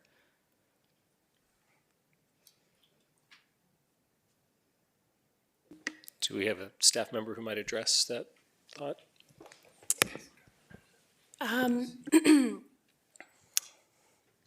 In terms of who would make the judgment on excessive use of water by data centers, it would certainly be water providers, I would think, that would be involved in that determination based on our water resources. So with the city, our water team would definitely be a part of that conversation. In terms of legislation that I know is coming, I have not seen yet the legislation and how they plan to address those items, whether it be state or local. So I'm not sure I have a great answer for that quite yet on what's coming. However, I'd be happy to get back to you on some of that. I mean, similarly, would we be relying on Excel to determine whether they have appropriate energy to maintain the data center, and then what the prioritization of the energy delivery would be vis-a-vis the data center and the rest of the community? Mm-hmm. Mm-hmm. Similarly, yeah, I think we would need to analyze that a bit more. So, Tina, maybe we have another IGA committee meeting in February. Maybe as this potential bill moves forward, we could learn more about it at that time. That'd be great. And obviously, I'd like to take this to a local level so that we're looking at our water supply and the energy service to our community. Yeah, thanks for that point. All right, not seeing any other hands. I think that covers that first question. So, Heather, if you want to proceed. Okay, give me one moment.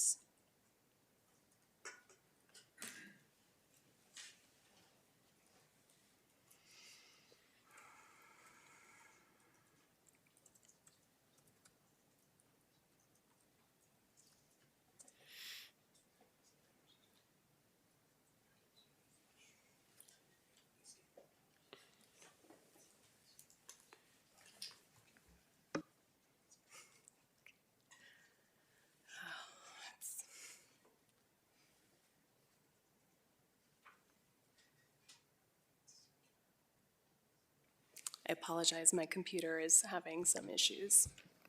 Are there other jokes we can share out?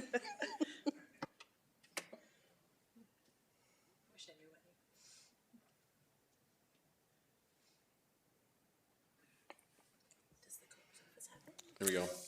Why did the jaguar eat the tightrope walker? Here we go. Tightrope walker. It was craving a well-balanced meal. And thank goodness. Heather, save us from the next joke. No, that was actually pretty funny. Thank you so much, Council. Heather Stauffer, Intergovernmental Affairs Officer once again. Following our Intergovernmental Affairs Committee meeting on the 22nd, the committee recommended that we advance House Bill 261001, the Home Act, for a discussion amongst the entire council. So this presentation will summarize the bill, how it might apply to the city of Boulder, and political considerations as well. So our goals this evening are to receive direction from council on whether the city should take an official position on House Bill 1001, and if appropriate, identify any amendments to House Bill 1001 that council would like staff to pursue. A quick summary of House Bill 1001. This is the Housing Opportunities Made Easier, or HOME Act. It requires a local government on or after December 31st of 2027 to allow residential development to be considered, to be constructed on a qualifying property in any zone of the city that does not contain an exempt parcel, subject to an administrative approval process rather than the city's traditional zoning and development review processes.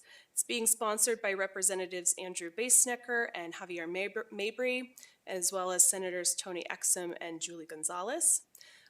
In terms of the bill's status, it was heard in the House Transportation, Housing, and Local Government Committee on Tuesday, and it was heard in the House floor for second reading this morning. I have sent copies of the amendments that were added in both of those committees and on second reading through Hotline, so you all should have copies of those amendments. So what is a qualifying property and entity?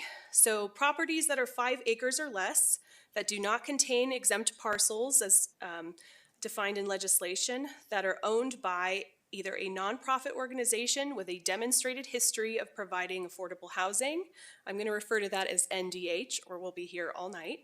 A nonprofit organization that provides public transit, a nonprofit organization that has entered into an agreement with an NDH, provided that the agreement requires the NDH to develop a residential development on the property, a school district, a state college or university, a housing authority, a local or regional transit district, or a regional transportation authority serving 1 or more counties. So what cities can require under this bill? So we can require qualifying entities to go through an administrative process, approval process prior to development. Within that approval process, we can require infrastructure standards in local law, including standards related to utilities, transportation, or public works codes. We can also require locally adopted life safety codes, including a building, fire, utility, or stormwater code. I'll note that Amendment 16 added today added wildfire resiliency to that list of standards that we can consider under the administrative approval process.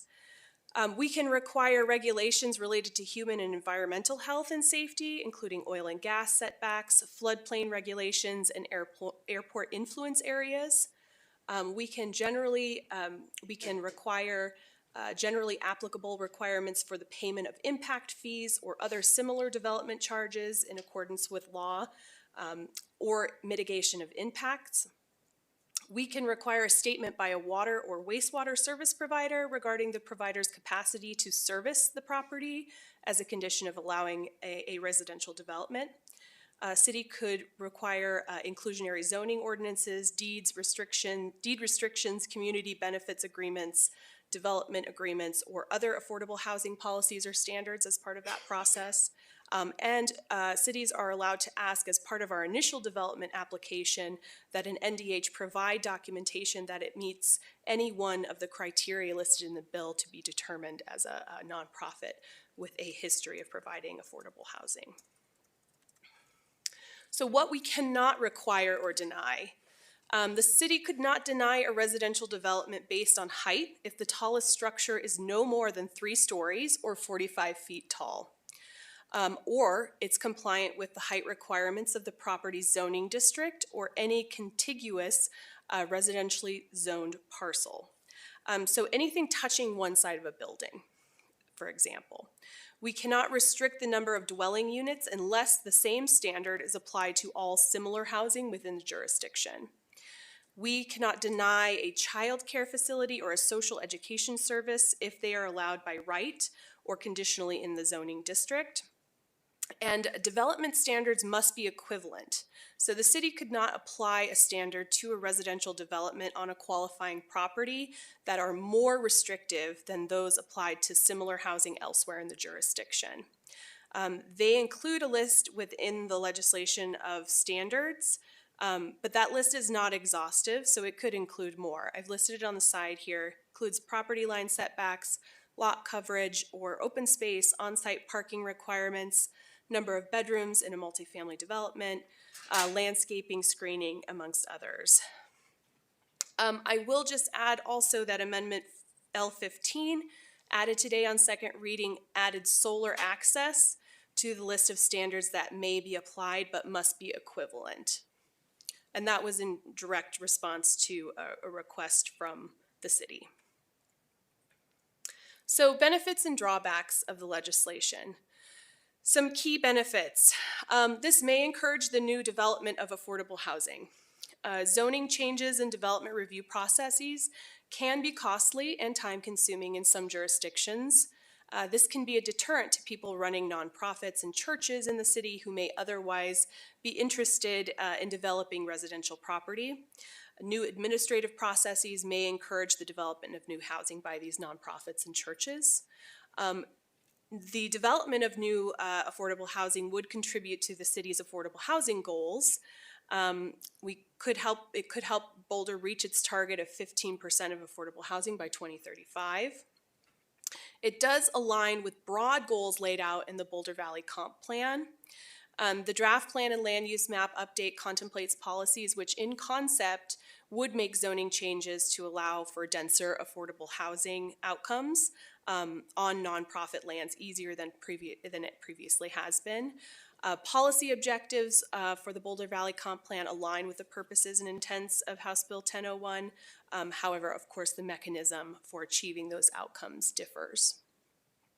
And it may encourage the broader utilization of land. It could encourage qualified entities, as I mentioned before, to activate school, church, transit, and other mission-driven properties which may otherwise sit vacant. Some drawbacks. Undermines home rule authority, preempts Boulder's constitutional right to regulate land use as a matter of local concern. It does circumvent community planning. The land use code and the related policy documents have been carefully crafted to reflect city goals and values. As the legislation is proposed, this thoughtful framework for location, density, and housing types becomes secondary to the state mandate. Existing codes and processes already contemplate easier pathways for nonprofits and affordable housing, so this is something to consider. Zoning override. Residential development becomes permissible in any zoning district based only on ownership and largely without context. And then conflicts with some current development standards. We have outlined many of the impacts in the memo that you'll see. Some current city development requirements that are also not expressly contemplated in the bill. The proposed bill would not allow limits to the number of dwelling units and would permit buildings at 45 feet in areas of the city where 35 feet is typically the maximum height allowed.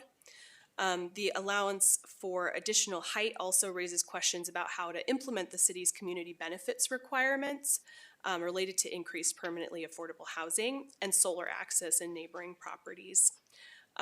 So I encourage you, if you have not yet, I'm sure you have, just to take a look at those potential impacts in the memo. And then the broad definition of nonprofit. While nonprofits have a demonstrated history of, while nonprofits with a demonstrated history of providing affordable housing would include some trusted partners that we are familiar with, Habitat for Humanity, Boulder Housing Partners, among many others. Criteria for being considered an NDH is broad, and it could invite abuse. The bill also allows any nonprofit to partner with an NDH for development, which may greatly expand the number of qualified entities that we're seeing. I will note in that section there was an amendment in committee that was tied to the definition of nonprofit to ensure that all the nonprofits that partner with NDHs are 501c3s. So some political context and considerations. This is a highly political and politicized bill. So just like all the land use bills in the past few years, which you have seen, this bill is a top priority for the governor's office. We, of course, have a long-standing productive working relationship with the governor's team. They are carrying Boulder's priority legislation around on-bill finance this year, and I would expect to work with them on quite a few other bills that are important to the city this session. So that relationship is really important to consider within the political framework here. Last Friday, staff was able to meet with the Speaker Pro Tem, Basenecker, and some of the governor's team to talk through the initial technical feedback and suggestions on the bill. They were very receptive to our feedback and indicated a willingness to continue working with us on identified impacts. Today, as I mentioned, 2 of our suggestions were incorporated into the bill on second reading around wildfire resiliency and solar access. So those are political context and considerations for you to consider in your discussion. I will just mention that while last year's Yes in God's Backyard or YIGBY proposal failed, this bill does seem better positioned to pass this year. So I wanted to provide our policy statement language that addresses this topic for your consideration. I would just draw your attention to the criteria listed at the bottom of the policy statement that's bolded as criteria as you have this discussion. I'd also point to policy item 19 that directs the city to support items that provide increased support for low-income individuals, families, and workers to maintain, find, and retain housing. So I think those two statements in the policy statement address this bill. So that concludes my presentation. Of course, happy to answer questions, and I will turn it to you. Thanks so much for that thorough update, Heather. Do we have any questions for Heather? And if we do, I just encourage them to be targeted and factual. There we go. Rob and Tara and Nicole. Thank you. Yeah. So this would eliminate home rule, correct? Thank you, Councilmember Kaplan. This would not eliminate home rule. However, it would certainly impact home rule authority around land use. Okay. And no requirement for affordable housing for these developments? Thank you for that question. So there is no statewide mandate in the bill around affordable housing. However, the bill does state that local governments, as part of the administrative approval process, can require inclusionary zoning ordinances, deed restrictions, and affordable housing agreements. So it would be on the local government to ensure that we have those in place. But yes, there is no statewide mandate on affordable housing per this bill. Okay. And then I saw an addition for Prop 123, but that's optional for the developer? So and I'm still analyzing that amendment, but that speaks to commitments that cities make when they join Prop 123. They get specific points for doing certain things related to affordable housing. So that amendment speaks to the fact that if you develop a property under this bill, you would get additional points that would go towards your Prop 123 goals. Okay. And then under similar housing, is there a boundary around that? What is the area that they're using to define similar housing? So it's similar housing in density, and there is an actual definition of it. Let me pull that up really quick. I have it here. Apologize.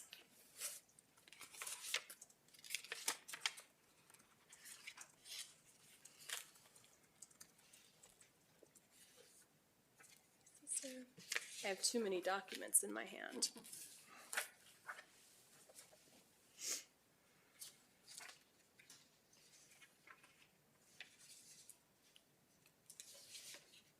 Here we go.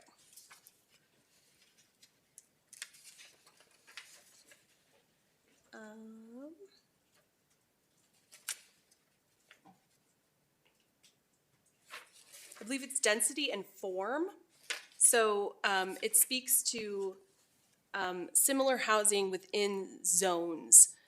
So you could not apply a different standard to a residential development that is different than the standards that you apply to the similar housing within those zoned districts.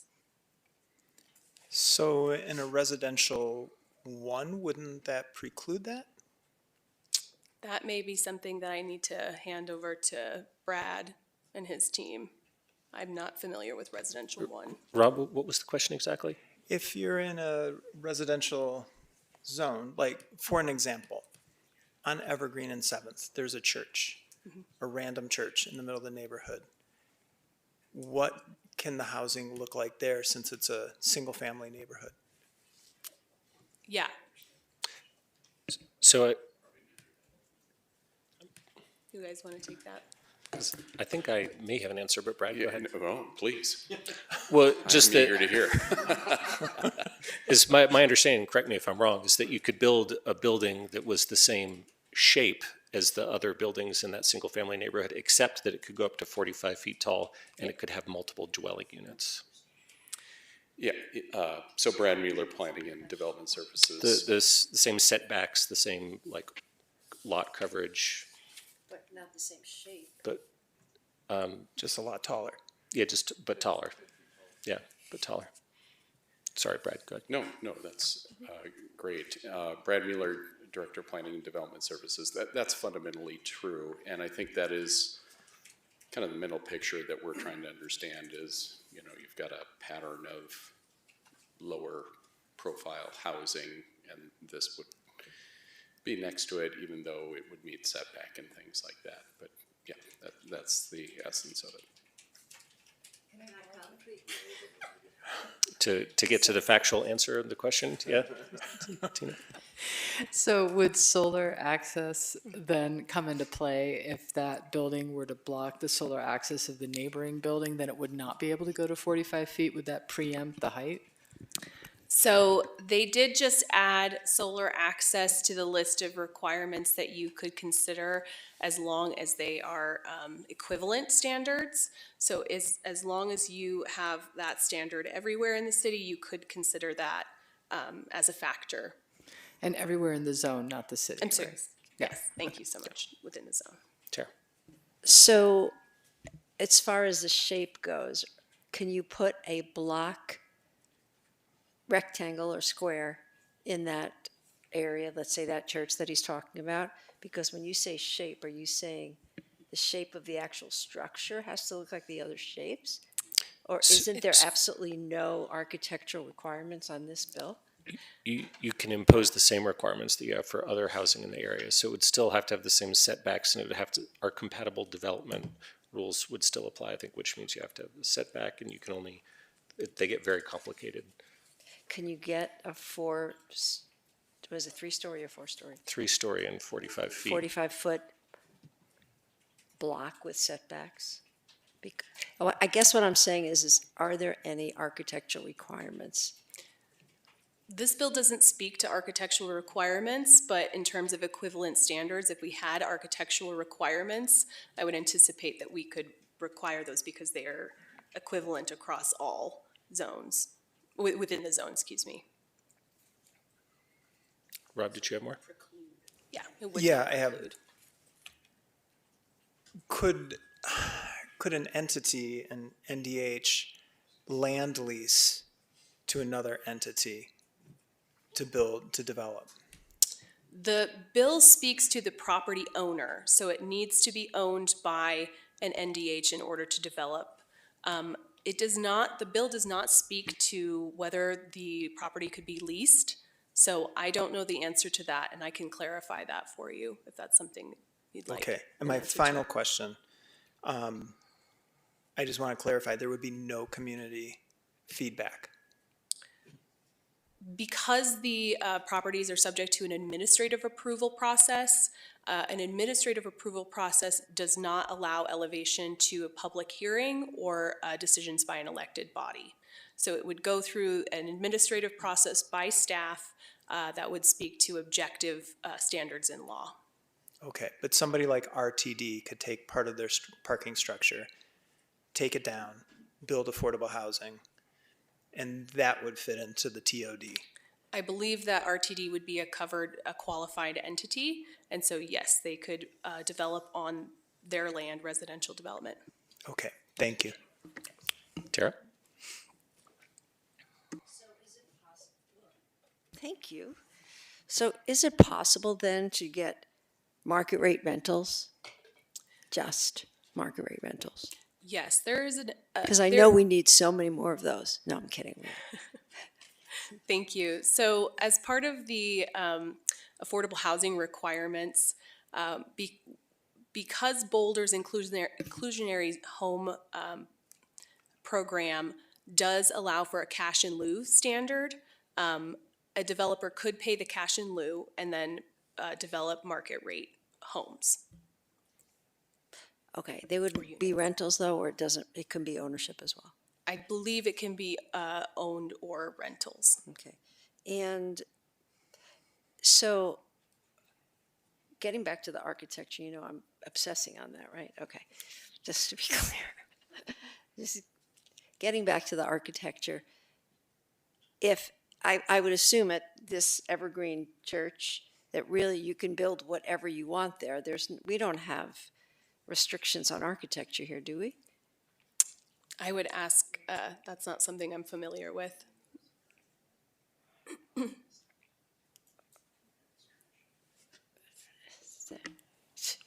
Charles, do you want to take a crack at that? Thanks, Charles. So good evening, Charles Farrell, Planning and Development Services. Could you repeat the question just so I make sure I understand it? Well, I'm trying to see if we could somehow get a rectangular block with big deal setbacks. So I don't think we have architectural, we don't have any rules on architecture, right? So we technically could get that. I think we could. There are architectural controls in place in areas of the city where we have area plans, so like North Boulder, East Boulder. A vast majority of the city doesn't have area plans or design guidelines. So we would be left then with the standards that were included in Heather's presentation, so things like our setbacks, our volumetric standards for compatible development, which kind of controls wall plane and wall length and things like that, but no overarching urban design guidelines or architectural controls. Can I just clarify? So that means, Charles, that while we could get a building that looks like a block, we could also get a building that has architectural features. We don't mandate any. That's correct. Yeah, although our compatible development standards don't allow for cubes, right? I mean, they have, you have to change how you. Yeah, there's articulation requirements and wall plane lengths that, you have to break the plane at a certain point. So there are some controls, but not really architecture. But not architecture. Thanks for that. Nicole? And then we'll get to you. Thanks so much for the presentation and for trying to understand all this as it's happening and changing on the fly. I just had a few questions. One, I just want to confirm my understanding. There's really, somebody could make a nonprofit tomorrow, right? And then basically come in and say, hey, I want, I have these properties. I would like to develop whatever, housing on them, whatever I want. Is that right? Like there's no, they don't kind of have to be an established nonprofit, like people could just create them? Is that? So you have to meet one of the qualifications listed in the bill to be considered a nonprofit with a demonstrated history of providing affordable housing.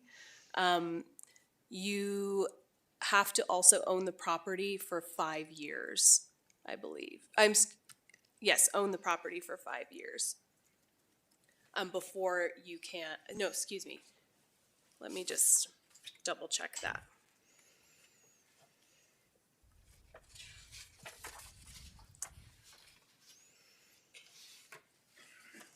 Excuse me. Okay. So you have to be have a demonstrated history within the last 5 years of having provided affordable housing. So a person who wanted to become a nonprofit would have had to show that they have provided affordable housing in the various ways listed within the bill in the last 5 years. Okay, thank you. And then I saw that the requirements around meeting wildfire regulations were just added today. Is that, does flood regulations fit in there as well?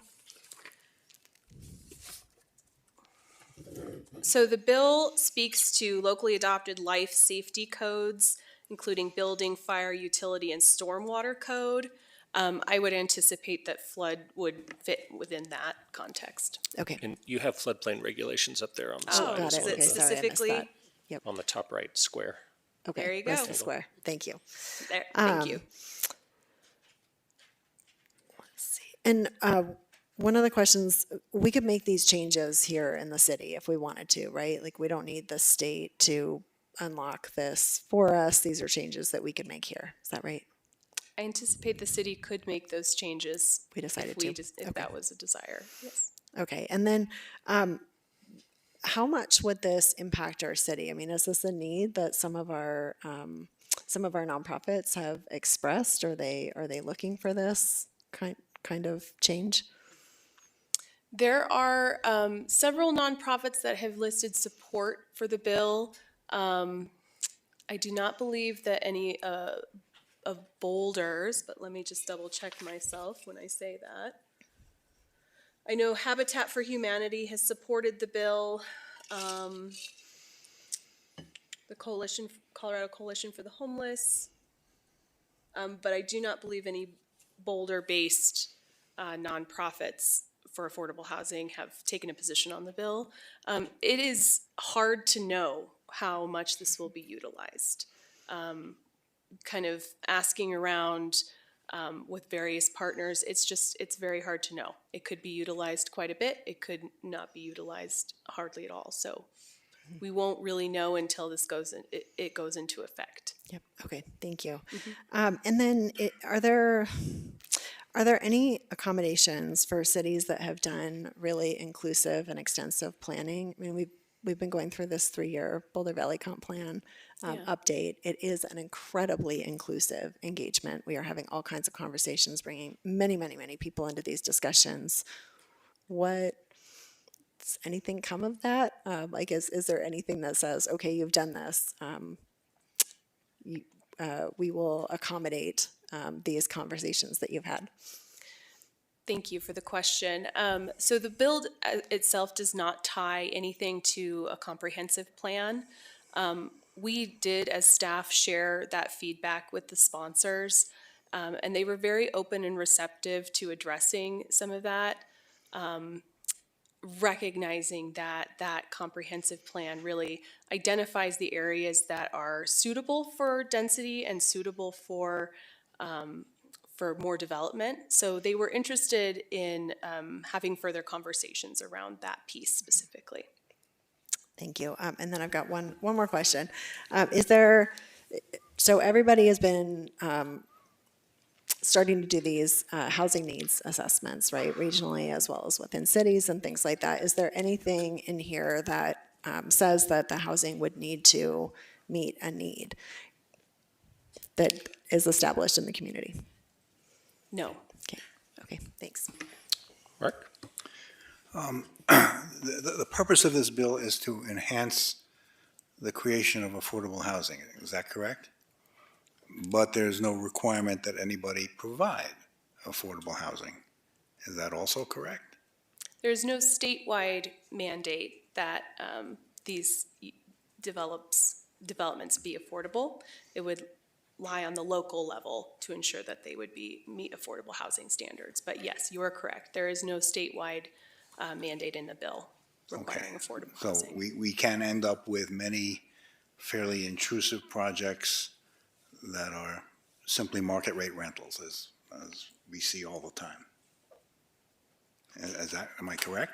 There are circumstances in which we could see developments under our inclusionary zoning standards that could be market rate or mixed. And because we cannot limit the number of units, and we don't really have occupancy restrictions, you could have a 45-foot high multi-unit student housing on, say, 4th Street or Mapleton Hill. That's also a potential outcome? Potentially, there are, it does address standards pertaining to minimum dwelling units per acre. Mm-hmm. And again, if we were to apply that equivalently across zones, these developments would be subject to those requirements as well, okay. In terms of density. This is now. Did you say that there was some receptivity to the fact that we're operating under a number of plans that actually plan out where greater density and housing is appropriate and where it might not be, at least at the moment? Yeah, from my conversation with Speaker Pro Tem Basenecker, he did express that he appreciates the fact that we have identified areas that would be more appropriate for development versus less appropriate. And they agree that developing in areas that are unsuitable for development is not the goal and intention of the bill. So I do believe that they are open to having further conversations around that. Okay. Do you have any sense of the prospect for achieving that? Because that's a fairly fundamental concern, I think. Can I In terms clarify of the question? if we're going to have additional housing and density, we've identified places where we think it's good for that, and we've identified places where we don't think it's good for that. But as I understand this bill, all you need is the parcel of land. It doesn't matter where it is. And if that categorization is correct, I'm asking, is there some receptivity on the part of the legislature to revise that a little bit, to accommodate what we are doing? You may, trying to get us to discussion. Yeah. So I listened to. I'm sorry, can I just respond to that question? And Heather, correct me if I'm wrong, if I'm getting your question, Councilmember Wallach. I think, yes, that we have heard that there is receptivity to discuss these concerns, and certainly what we're hearing today. I don't believe we can speculate on whether or not they would be successful or not, but that the bill sponsors have said they're open to further conversation. Is that accurate? Well, couldn't it be that they are saying that just to get it? First of all, it already passed, didn't it? So with all those mayors speaking, and I heard a lot of those mayors and a lot of people that were not happy, they didn't seem to care. So why do you think, I mean, they passed it without changing anything except for those few amendments. So why do you think they would be receptive? Just because they told you, or that's the reason? It might be speculation.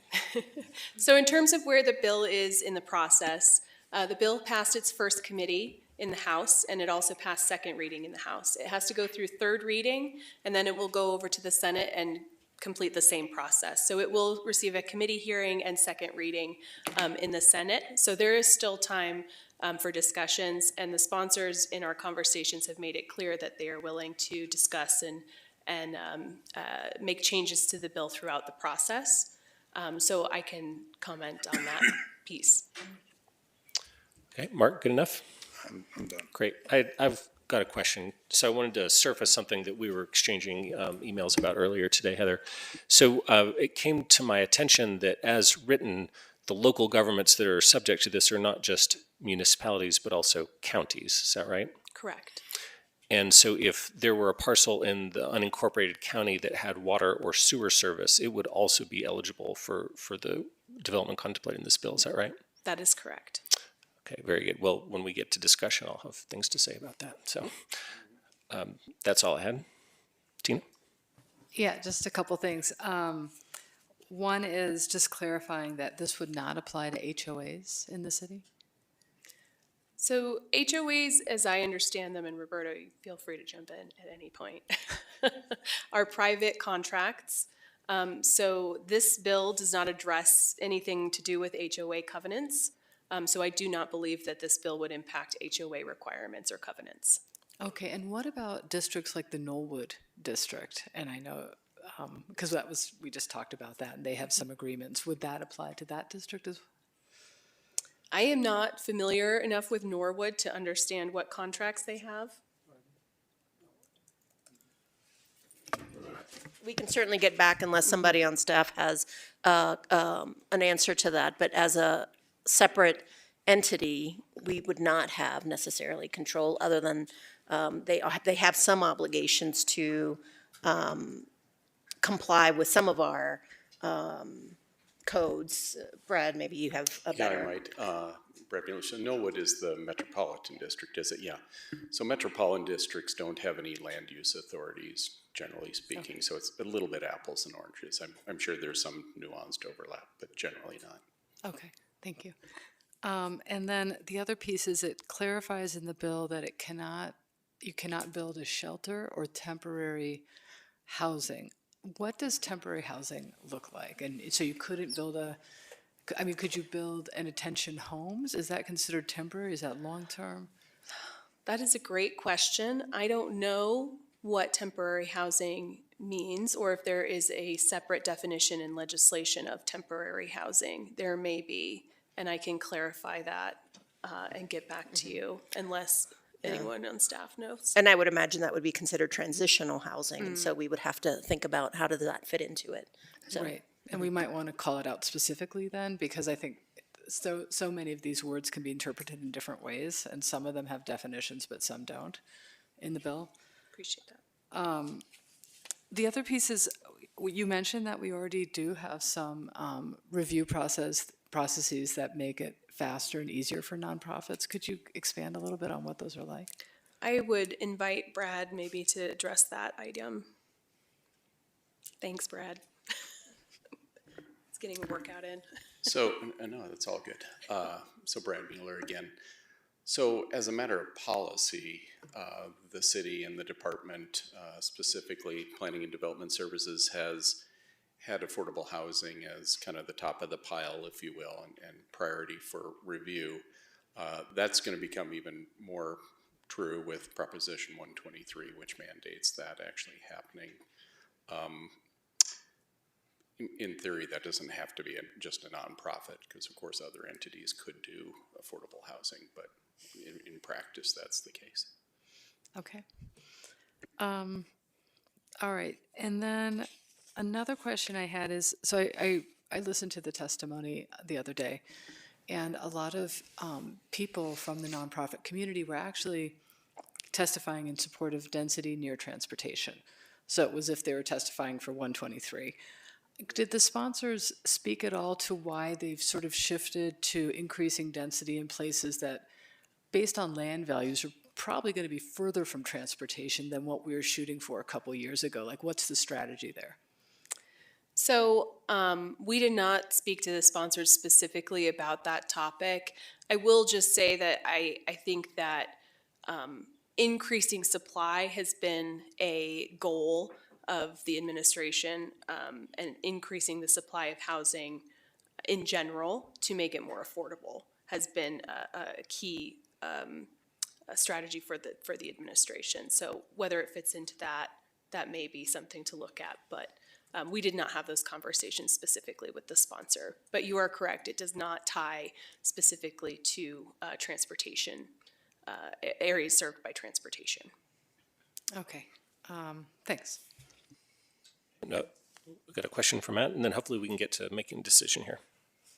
So I want to get back to the nonprofit piece, because when the way you answered Nicole's question, it got me sort of thinking, what are the situations in which an NDH, let's maybe talk about our partners, whether it be, Thistle or BHP or others, that they would own a property, but then let another nonprofit do the development? And so I'm trying to understand how this doesn't become some weird backdoor slippery slope, and in what situations is that actually ever utilized from which they would create this provision or this broad nonprofit definition versus just let the NDHs do the development if they are always doing the development. So it just seemed odd. So I'm just wondering if there's real world examples of that. So I want to clarify that nonprofits can partner with NDHs, and the NDHs are the ones that have to do the development. The nonprofits themselves that are not do not have a demonstrated history of affordable housing would have to partner with those nonprofits with that demonstrated history of affordable housing development to create a development, and they would have to be the ones doing the development. So I hope that clarifies. And by your confused look, I'm thinking maybe if that's the case, then why is there even a need to even state that the NDHs could partner with nonprofits? It doesn't matter who they partner with. If the NDH is required to do the development, it doesn't matter. Then why add that extra caveat if it's in fact irrelevant? I think that they want to ensure that a nonprofit that has provided affordable housing in the past is the one doing the development to ensure or encourage that development to be affordable. Okay. I mean, I know I hear your answer, but yeah. I can tell that it wasn't thought through well on the bill side. So, but good answer still. Thank you. So, and I think we're more or less understanding how things are working, but Tina, because I'm hoping to get a decision. I forgot to ask a question. Okay. Sorry. So if the development is on a piece of property that's owned by a religious organization, can, if the housing is, can the housing offer any or give preference to people that have that religious affiliation to live there? What do you think, Roberto? I'd have to.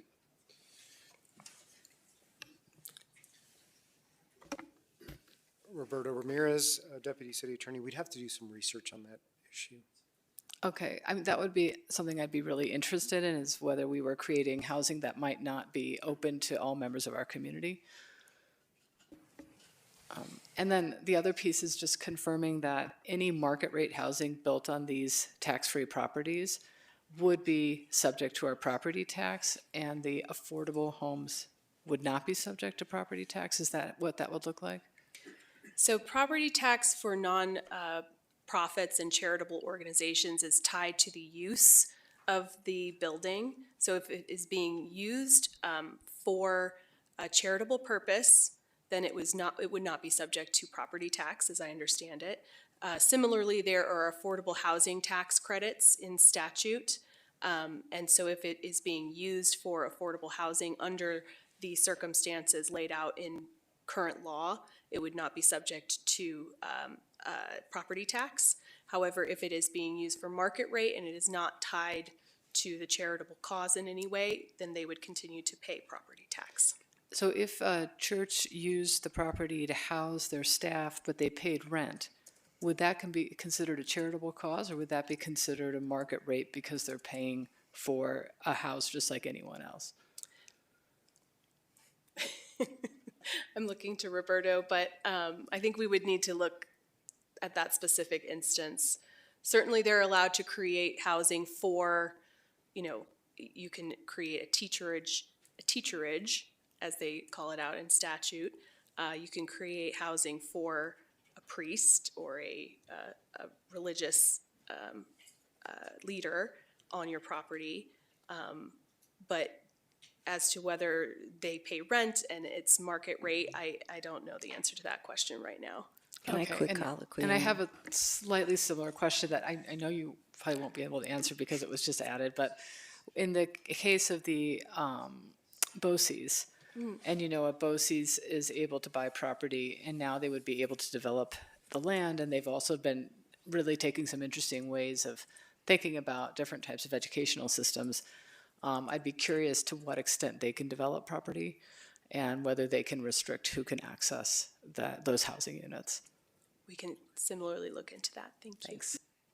Mayor, if I may, I just want to recognize that we have Jay Sugnet here with us, our housing senior manager, and to the specific question Matt was asking about examples, perhaps there's light to be shed, and if there's anything else you want to add, Jay, the floor is yours. Yeah, what I can do is provide there are some great examples in Boulder of this happening. And if you can just introduce yourself, please. Sorry, Jay Sugnet with Housing and Human Services. So I think the closest corollary to your question, Matt, is Trinity Lutheran. So basically the church owns the land, but they partnered with Boulder, or actually I'm not sure who the developer was, but in that case, they provided senior housing, but it's all permanently affordable. Same thing happened with Mount Calvary. So that's an example where it was single family zoning. I remember 10 years ago in front of council going through the whole land use change, the zoning change that followed. It was pretty, it was pretty tough discussion with the neighborhood. So, but similar situation, a church had excess land. They basically sold it to Boulder Housing Partners. Boulder Housing Partners built Hilltop, so a beautiful development up there. Also senior housing. And there's also 1440 Pine. There are other examples of it happening. That's all I wanted to share. But all of those are that the nonprofit they partner with is the NDH, right? Not some other random nonprofit. That's the piece that's in here that's weird. So I agree with you. It's just that other random nonprofit that is sort of tagged in here that seems a little nefarious. Because we want to trust our NDHs, and we do, and they do great work. But this random little nonprofit thing who doesn't have a record can be a part of this in some way. That just seems iffy. But appreciate the answer. Jay, thanks for adding that context. I appreciate it. All right, so I'd like to get the will of council here. So our options broadly are: we could monitor the bill, we could support it, we could ask for amendments, we could oppose unless it was amended, or we could oppose or just take absolutely no position. So I would like to hear from folks which of those directions you'd like to go to. I would encourage folks to keep their remarks brief so that we can get through this. And once, maybe what we can do is we can get the options out on the table in terms of who would like to take what position, and then maybe we can straw poll our way to a will of council decision to figure this out. Mark. Well, I am renowned for my judicious and careful commentary, so I'll try to do that again here. I am opposed to this statute because it treats our home rule authority as a convenience to be basically stepped on because the governor wants it to happen. And it eliminates our efforts to focus on providing more housing in the areas best suited for it. It uses a very broad brush and basically says you can do it anywhere. Our processes are carefully constructed and have been over many years. Matt always likes to point out how that can delay housing, and that's true. But I believe we will at some point take up Title IX and try to revise it. But this runs roughshod over all of that. And those decisions with respect to making our processes better and more efficient should be ours to make. It shouldn't be coming from the State House. We probably provide more affordable housing, certainly on a per capita basis, than any other city in the state. And generally, outside of Denver, I'm sure we provide more affordable housing. And we're not getting any credit for those efforts or any accommodation for the fact that we have done an incredible job, I think, in providing affordable housing. So this goes wrong for me in so many ways that I am very hard pressed to support it. I suppose, in theory, I could support if a laundry list of amendments were adopted, but I don't really believe that that's going to be forthcoming.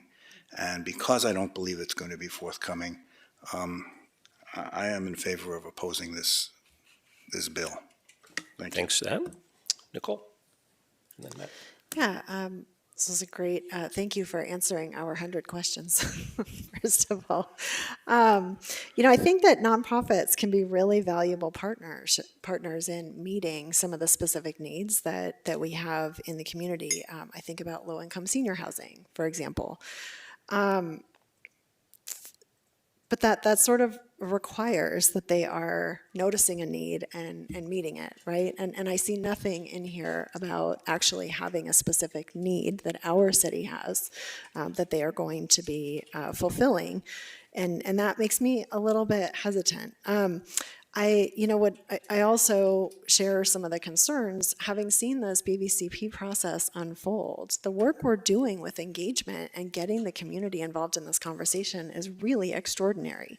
And especially since it's not a need that our nonprofits are telling us that they have, I'm not sure that I'm ready to sort of jump into this fray. But it sounds like there is already a pretty strong chorus of no from across the state. So Mark, I have a slightly different position, and I would suggest we just monitor this bill and see where it's going. I don't know that there is a rush to jump in at this moment. Feels like things are changing pretty quickly and probably will continue to change as it moves on to the Senate. And it also sounds like they are listening to us and some of the concerns that we have.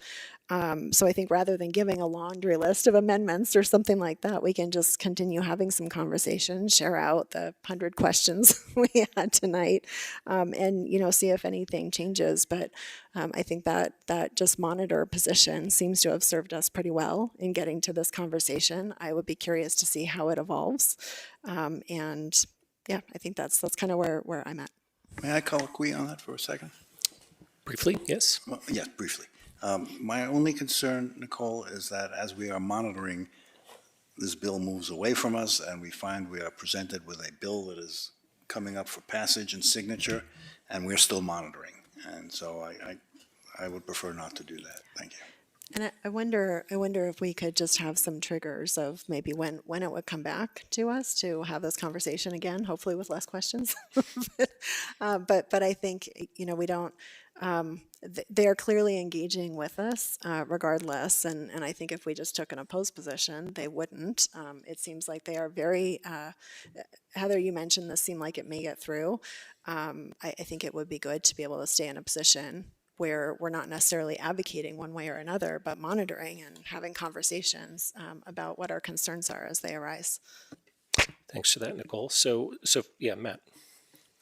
Maybe it's semantics, but my suggestion would just be taking an amend position, maybe not monitor, because at the end of the day, if this passes, I'd rather it be the least worst version of what it could be. And if we oppose, we're not at the table. And if we're monitoring, we're maybe a little sidelined. But I think our best foot, since we have partnership that's willing to listen, we take an active amend position. And if this thing, we get it the best way it could, we don't have to support, but if they hear our amendments and it passes and we still don't like it, at least it's the least worst version of this bill. And then we will be able to tolerate that with at least some conditions that have been considered for us versus sitting on the sidelines and not getting anything. So I think that's what I would recommend in that version. I just have one question for Heather. Time-wise, when do you expect this to go to third reading and then go to the Senate and then work through its process? Are we talking 3 to 4 weeks, a month and a half? So I'm just sort of curious what kind of runway we have before we might have a more cooked version that comes back to where we might actually take an official position one way or the other. Thank you for the question, Councilmember Benjamin. It could be heard on third reading as soon as tomorrow. Okay. So, and I do know that there is a desire to move it rather quickly. That being said, I think that they are going to have to work out some of the amendments before it gets to the Senate. The Senate is going to be a tougher hurdle than the House. And I know that there are other organizations who are asking for amendments that they are working through. So I would anticipate that there would be at least a few weeks time to work out amendments before it's heard in committee, but I would need to confirm that. Since it's an issue for matters, might it just be that if it gets to a fuller cook spate, we would ask CAC, if the timing allows, to just put it on a upcoming council meeting if we need to make a position. But that's separate to my positioning for tonight, which is I think we should take an amend position, and I'll leave that recommendation there. Mr. Mayor? Nicole's got hold on. Nicole's got a quick thing, and I know Taisha's in the queue too, and then we'll come back to you. An amend position generally applies that we will support it if our amendments are met. Is that correct? Like, it seems like it's rare to have all your amendments done and then say no. I think that would depend on what council's desire was. We could amend and then take a monitor position if we get our amendments. We could amend and support if we would like. So there's options there depending on what direction you all would like to go. Follow-up question? Yeah, can we oppose unless amended? Yeah, it's one of our options. Taisha? And then Tara. Yeah, I really appreciate the intention of this particular bill, and I also have concerns around the lack of specificity around affordability. If our city has been an example of anything, it is more housing does not equate affordability, and unfortunately, there's nothing in the bill currently that would indicate that there would be anything different based on the lived experience of the city. At the same time, I am encouraged by the bill sponsors and others being open and available, even just seeing the 4 amendments that were passed and the direction that's moving in is also encouraging. Based on what we just shared around the level of involvement, I agree with my colleague Matt, although I'd flip it on the head to say, I would like to be in the room so that we can make the best possible bill. And if we can't come to that place, then we'll walk away. But The reason why I don't advocate taking a no position is because we haven't engaged our community, and particularly our nonprofits and some of the other key stakeholders that would be impacted by this work. So I'm hesitant to make a decision without having some of those additional stakeholders, which are not represented in the expertise in this on this particular table. And so again, I just really would like to have that opportunity. It sounds like it's moving fast, so and I'm fine with that level, but I would like to take the amended position. Thank you. Thanks, Tasha. I got Tara, and then Ryan, and then we'll come back to you, Mark. But wouldn't we be making, so annoying, that thing. Wouldn't we be making a statement to the Senate if we said no?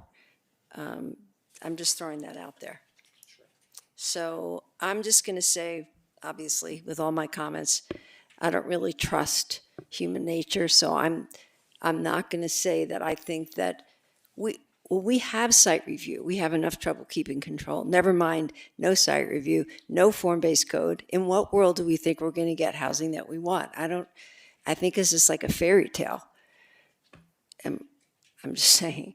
So I'm not going to go through all the reasons why I think bill is a bad idea, but I'm just thinking about our hardworking planning board, and we have TAB and we have DAB, and we're constantly saying, let's put it through those different boards and commissions, plus the planning board to speak into some of the design and some of the design of the transportation aspects, especially that this can be in a random place far away from any transportation. And then what about parking? There's like a million things. So I don't even know where to go with this bill, because I think it's a fairy tale bill where you think that people are going to act. Should we name all the developers that stabbed us in the back? I mean, I like developers. I mean, there's good and bad developers, but we had a few doozies with our rules. So I'm going to say no, because there's not enough, like, what's the word, Aaron? You know, when you... Specificity? No. Guardrails. Love that word. There's not hardly any guardrails at all. So I can't with this. That's my answer. Okay, got Ryan and then Mark. I'll cut my remarks down. There's a lot I could say about background and such, but I'll just join the group that's thinking about trying to develop this into something that could be positive. Two things I'd like to see done.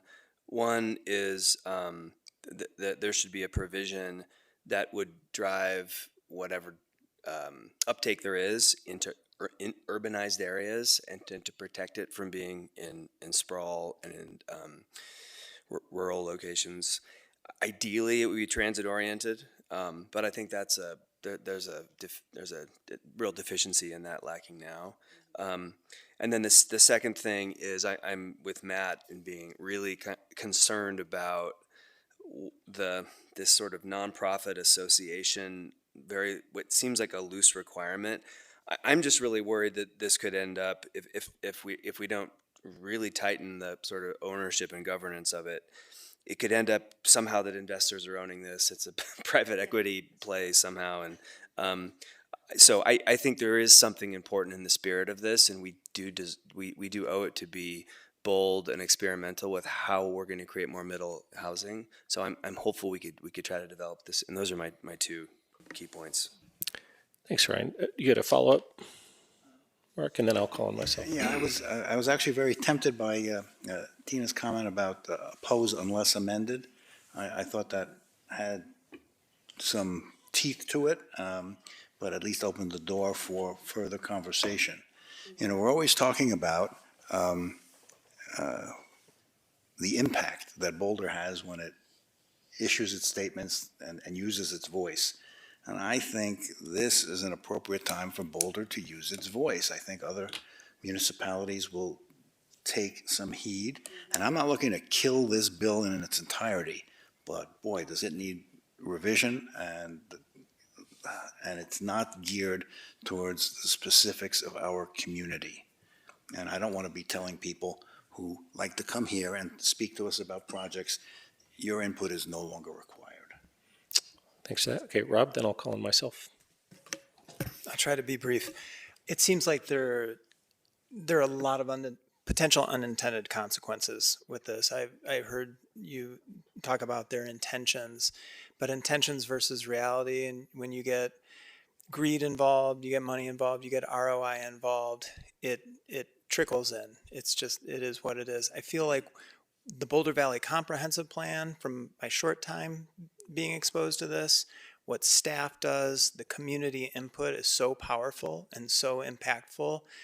And, you know, to everybody's point, Boulder is looked at for what they do and how they try to move forward. And I feel like we're doing that. I almost feel like we're getting lumped into a statewide problem, and we're going to be the ones that are suffering the most from it. And I guess I would have a question to legal, maybe, like, this is so big, like, how long would this take? What kind of work does it take to go into, like, revising this?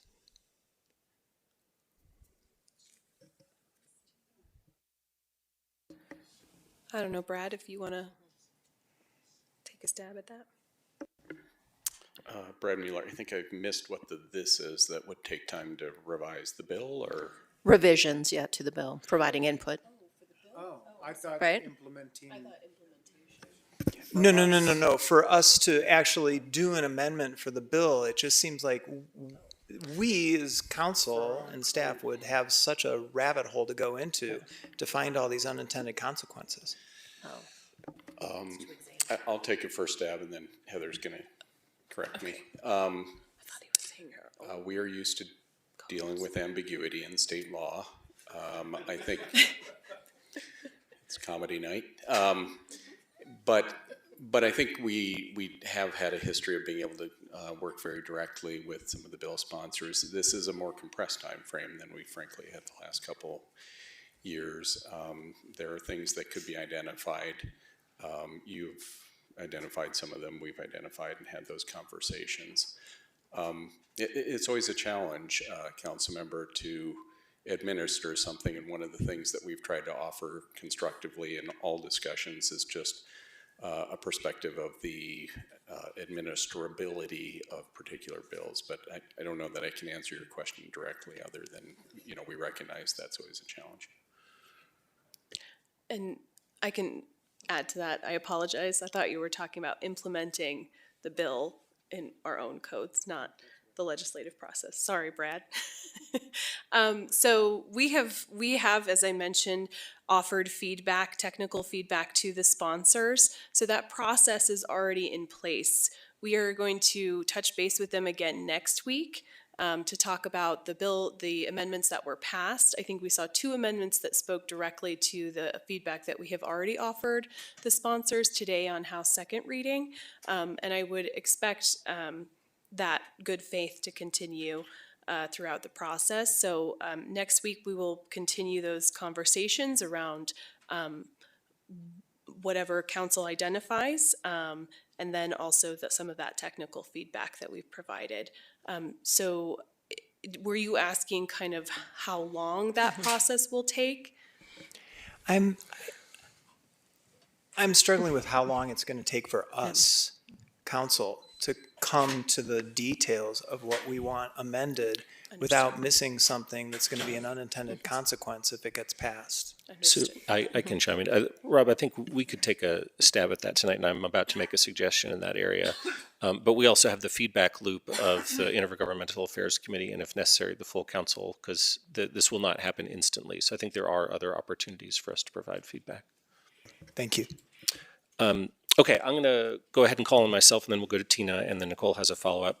So I also would like to take an amend position on this. I can work with Nicole's monitor idea too, but I would probably go to an amend so that we can stay at the table and hopefully have some impact on the outcome of this bill. And I have 3 specific areas that I'd like to see us ask for amendments in, some of which have already been referenced. One is to not have this apply to unincorporated county, because we want to make sure that this housing that's developed is in places with adequate urban services and not outside of city limits. The next would be to really tighten the nonprofit organizations that can do this. And my thought might be to strike entirely the qualification of a nonprofit organization that has entered into an agreement with another nonprofit organization. My thought would be just take that out entirely and only have it be available to nonprofit organizations with a demonstrated history of providing affordable housing. And then my third one is I do have a concern that I appreciate how the bill says that generally you have to conform to the standards for the structure, other structures in the same zone, but it excludes height as one of those, so that you're allowed to go up to 45 feet regardless of the zone that you're in or the rules in that zone. So my other requested amendment would be to add height to the permutations or characteristics that would also be subject to the requirements of other buildings in that zone district. So those are my three specific suggestions. That's my piece. Tina? Yeah, I like the idea of amend or oppose unless amended. And I mean, oppose unless amended is probably where I feel, because, and I like Aaron's amendments a lot, and if those are done, that could be possible, but if they're not, I really think we should take an opposed position. And the other piece that I'm trying to understand is, how much local control do we give away? And are we at risk of losing other types of local control if we can continue to give it up? And local control is so important to our community right now as a sanctuary city, as a state with its own voting rights that are not nationalized. And there are times when local control is what saves you. And I just don't know, how much do we give up, and what are we opening the door to when we make these choices? So, and part of it's because, going to what Nicole was saying, is what is the need? We just heard some great examples of how we're already using underutilized space owned by churches. We have lots of different projects with nonprofits. We have the Bluebird, which is an amazing partnership that we did in underutilized space in an urban corridor that's transit rich. And it's not clear to me why we need to be excited about this bill, even if the whole state, the idea, so if you read the new revised legislative declaration at the beginning, I get it, they want the whole state to do it, but each community is different and unique and has its own WUI, that they really don't want density or senior housing because they have no idea how we're going to evacuate those people. And so thinking about these regional pieces that I don't feel that the sponsors are familiar with, I just have a lot of difficulty. And the last piece is, it doesn't specifically call out agricultural land. And we're not at a place, I think, where we should be converting agricultural land to residential, because we don't have a clear food security system in place. And so I can maybe live with it, but if we could, my ideal world would be if a community has an administrative process for a nonprofit to submit an application, that's it, and that we check this box, and we don't need any of the rest of it. That just puts every piece of land on the table, but that we can stick with our zoning. The other piece is, do we want to have ad hoc residential in our light industrial? This prior council has spent so much time preserving light industrial, and right now we would be deciding, you know what, the state, they're right. We shouldn't really do that as just light industrial. Let's mix it up a little bit. If this is what we want, we can do that, but we just decided not to do that. So I think that's pretty wild. Like, I have a lot of concerns. Sorry, you had to follow up, Nicole. Yeah, no, I was just going to say, it seems like this is moving pretty fast. I think listening to everybody else, I would be okay with an amend. And I think for me, some of the additional things to consider is that it's meeting a demonstrated need that exists in the community for housing. That when cities have done the kinds of inclusive, very engaged, comprehensive planning that we have done, that it takes that into account and aligns with it, and doesn't just sort of, I was thinking earlier about how when my kids were little, one of them would build this amazing structure out of blocks, and then the other would just come and knock the whole thing down. So, how are we making sure that we're avoiding that, right? Given that we are so thoughtful and we've been so inclusive in this engagement process. And I loved what Councilmember Adams was saying about checking in with our nonprofits on whether this is solving a problem that they have in our community. I would really love to know that too. And that's not necessarily an amendment, I think it's a useful piece of information. Okay, thanks for that. So I'm hearing in the people's words, a majority of people are interested in amend, but I don't want to jump the facilitation, so I can certainly do a straw poll. I want to make sure that there's an advocacy for an opposed position. I want to make sure that people are able to kind of register that. But yeah, Yeah, I'm going to withdraw from the pure oppose, but I do like Tina's formulation of oppose unless amended. We're still in the game, we're still talking, we're holding our hand out saying, work with us, but if you don't, this is a bridge too far for us. fair. So I'll straw poll oppose unless amended and also amend, and those will be our two options. So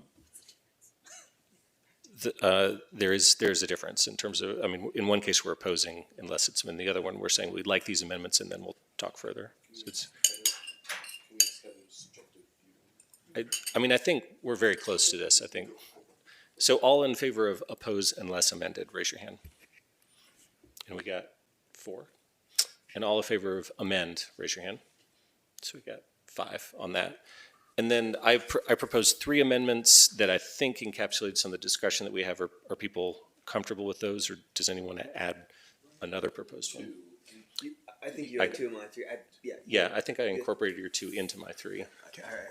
Can we write in our amendments, or do we have to do it all ad hoc tonight? Can we You think could about it overnight? suggest additional amendments, but I think we'd have to consider them at the IGA. That's fine. Yeah, so if people want to send follow-up ideas for amendments that we could then consider at our next meeting. Heather, is that? Just a timeline check on that. Our next meeting probably won't be until the end of February. So unless we elevate that, move that Which up. we could conceivably do. Which we could conceivably do. But I don't know how fast that this will move, so I don't want us to miss an opportunity. So you could, but the timing would be a little uncertain. Well, I mean, I'd like to give it some thought, but if we can't give it some thought, I'll do it without thought. No, absolutely. Think about it, send them in to Heather, and then, we can take a look at them. It's just. Okay. All right. Are we talking about like yours and Or what's that? You had raised a couple, are we talking about those at all? So I had suggested 3, and then, so my question is, are people comfortable with those? Do they want to strike one? Do they want to add a different one? So that's a question. We could just go with those 3, or we could keep adding. I definitely like your 3. We can start there. So I would like to support all 3 of those amendments. Okay. I actually wanted to piggyback, if I could add one, basically, I want to ask Nicole's permission, because she brought it up, so whether she wants to elevate it, but I really like it, is having to follow a demonstrated need. There's been so many regional and local needs assessments that are attached to other state legislation. We have to prove that we're doing something in order to trigger some other pieces from the state. So I don't know why we couldn't then just say, hey, if we're already doing all these other needs assessments, I mean, we have to fill all this stuff out for TOD, all these other things, we have to show those needs, and we have to show our areas and all these things. Why couldn't we just say, you have to do a local needs assessment and that housing has to fit within it?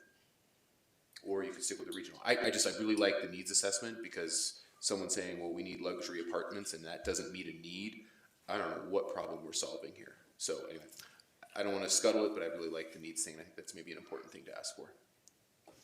Yeah, that was an amendment I would need in order to get to anything close to supporting this. But I think it like leaving it up to them to figure out what demonstrated need and bring us back some ideas, because there's all kinds of ways of getting at this information. So I would love to have them solve that problem and bring it back. Oh, and, Yeah, and sorry. Yeah, I just have one other that I had mentioned. Well, let's track this one down first, because I know we're already doing a housing needs assessment of some kind, but maybe you could speak to how we might incorporate this. I just want to clarify. So the idea would be that the person creating a development would create a housing, would have to show housing, would tie it to a city's housing needs assessment. Okay. That they would basically show that they are meeting a demonstrated need within the housing Meeting a needs assessment. demonstrated need as shown by a needs assessment. Got it. Okay, I think that's a clear proposal, so I'll straw poll that. Who would be in favor of adding that to our list of requested amendments? That's unanimous. Very good. Did you have one other? Yeah, I did. The other one was just around cities that are doing comprehensive planning processes like ours. I really feel like this is the way we're doing it is really a model for others at the moment with inclusive engagement, the community, I'm forgetting, thank you, assembly, that sort of thing. And I don't know what that looks like, but I just don't want anything that's going to come in and basically say, you know, we know you spent 3 years creating this, and it was a really inclusive process, but too bad we're doing something different anyway. I think that breaks trust for us with our community here in Boulder when we've spent so much time listening to people's input. So I guess I hear that as a point, but not necessarily an amendment. But it is, I mean, it's something, and I don't, this is where I'm not the state legislator policy person writing this, but I don't want something that tramples on our process. And I think there is something around an amendment that if we check some boxes or something like that, that they would have to still comply with our comprehensive plan. I would just share a comment that the sponsor of the bill said in response to our request to tie it more comprehensive to the comprehensive plans. They are open to conversations around how to pull in more clarity around which properties aren't the best fit for residential development, but could subsequently be exempted from the bill. So that is kind of the framework in which they're operating in. So just wanted to share that. So would the suggestion maybe be to make sure that any of these developments are compatible with the municipality's comprehensive plan? That seems concrete. Okay, so I'll just straw poll what was just said, that we would ask that to make sure that the bill specifies that the development should be in compliance with the city's comprehensive plan. All in favor of that request? Okay, that's unanimous. And I think that contradicts the bill, though. Just that's what I'm saying. we can ask. They said they're thinking about it. And I had Mark up next. Yeah, Aaron, just a question. Does your amendment permit us to basically put these projects in the transit-rich zones where we're anticipating more density and keep them, where they are least appropriate? I mean, it says compatible with the comprehensive plan, which says a lot of things. Okay, then, and do I recall that you had a comment on height limitations? That was one of my amendments, yes, is to say that height would be an additional requirement where you'd have to be the same as in all the other buildings in that zone district. Oh, okay, if we get that and we get the compatibility with our plan, I think we've gone a long way. Okay, hearing some positivity, but Sort of a colloquy. I'm just wondering, does it make, I think we just voted on that, but I'm just thinking if maybe there's an and/or of compliant with the comprehensive plan and/or the sort of transit-oriented plan that the state has a regime for. Like maybe it's not just the comprehensive plan. I'm just imagining maybe there's towns that haven't updated the comprehensive plan, or I don't know. But if it's compliant with the state's TOD sort of mapping, maybe that's also good enough. Well, yeah, I was wondering if we should just say you have to have the administrative process for housing certified nonprofits in the same area as the transit area. And then everything else would still have a site review. I'm personally not in favor of that one. Well, because I think if we got our amendments, then the buildings could be no larger than the buildings that we allow currently. And so I don't mind if a nonprofit that does affordable housing can get an administrative review for that in the same size building as you could do currently. I mean, there's an intention to streamline things, and given that you wouldn't be building monstrous tall buildings, let the nonprofits have a quicker avenue towards getting those permitted. I was just thinking about more like the area of gun barrel, and I'm just wondering if it has a certain amount of units, then and they're not close to transit, can we require a transportation demand management plan if we may not in general? Because they might have much more density than the buildings that are there, and if they don't have a way for the people to move around, we're sort of exacerbating our transportation issue. Yeah, so, I mean, Yeah, I would like to wrap up if we could. Any other specific suggestions? We haven't heard from Tara in a bit, and then we'll go to Mark.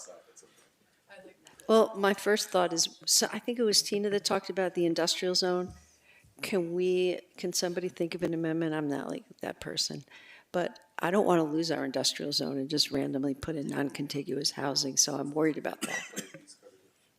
Yeah, I think the comprehensive plan, but we do have standards for residential and industrial. Would that be one of those things that we would still be allowed to have as long as we don't do it differently for these qualifying properties? I believe so.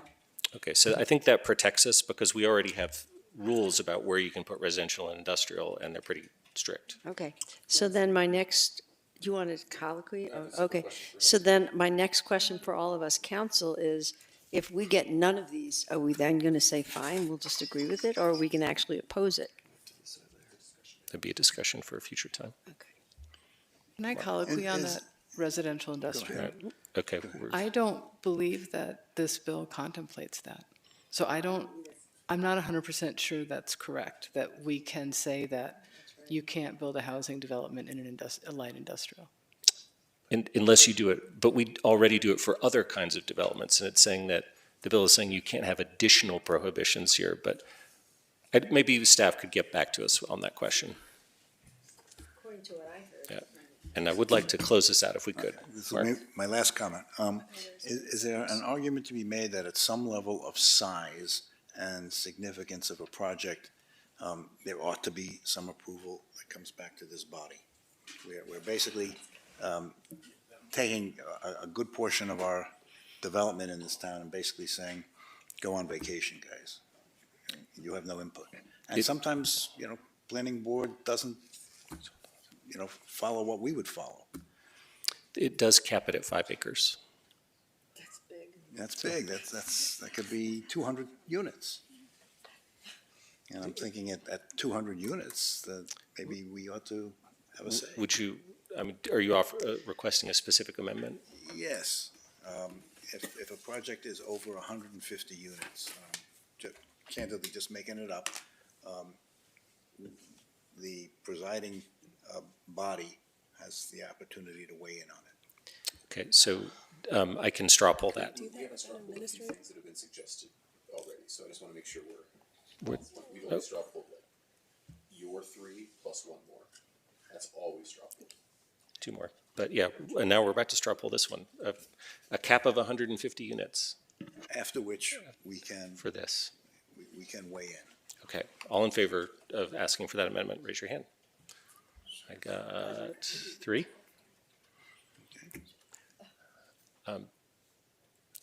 You got a threshold question? Yes, threshold question for Heather. Are any of what now I count as 5 amendments, in your opinion, a poison pill? Because that my concern is we have this amend position, and if we come in with sort of a poison pill, it doesn't really in good faith mean that we're amending. So are any of these, in your view, kind of just dead on arrival non-starters or extraordinarily difficult? Because again, we want to preserve the ability to amend, but if we come in with a poison pill, then we might not be taken seriously. Thank you for that question. I do think that tying the bill specifically to what is in a city's comp plan will not be something that they are willing to add. To the point, it kind of, what we spoke about was, some bad actor cities who use comp plans as a way to reduce development and housing in their communities. And so I think that the sponsors would be really hesitant to draw a parallel with a city's actual comp plan. There may be ways to draw parallels with, a needs assessment or something of that nature, but just in my brief talks, I do think that that one is least likely to pan out.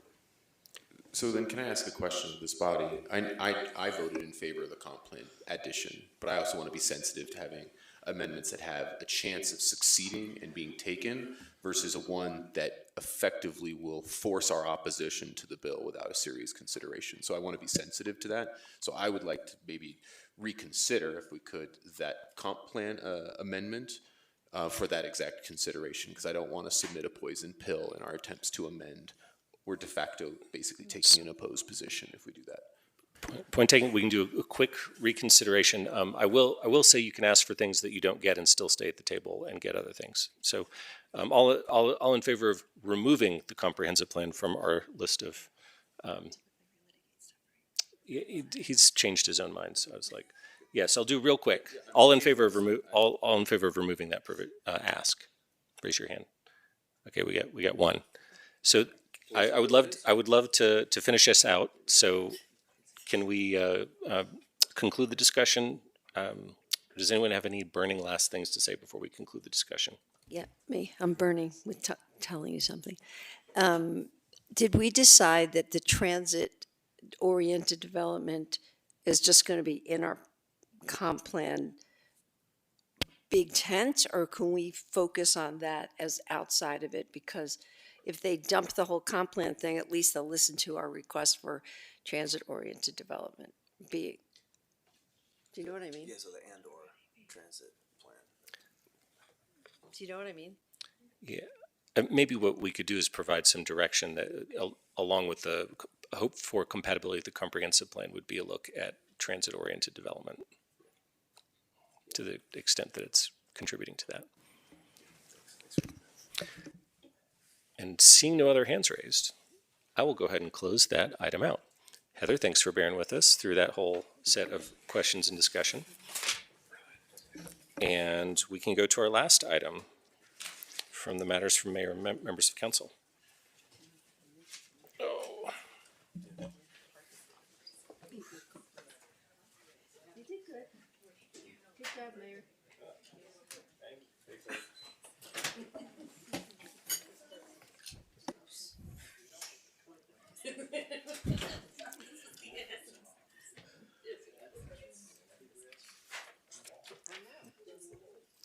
Our last item on tonight's agenda is our item number 7, matters from the mayor and city council. Item number 9A is the council retreat follow-up discussion. Thank you so much. Our next item is presented by Matt Chizansky, and you may wonder why the former arts guy is here with us, because he is no longer the former arts guy. Well, former, I suppose. When we switched over and changed and created a new division in CMO, we looked at where community vitality talent was and realized what I had known for quite a few years now, that our own Mr. Shinzansky has a keen strategic mind and is a super thought partner. And so he is now coming into CMO. He will be leading some of the strategic planning efforts and helping us make sure that the work that we are doing to fulfill your council priorities remain on track. I'll say that I wanted to appreciate council for a good retreat as we move forward. I know that the 5 priorities, not 6, Mr. Benjamin, I saw that earlier, Title IX,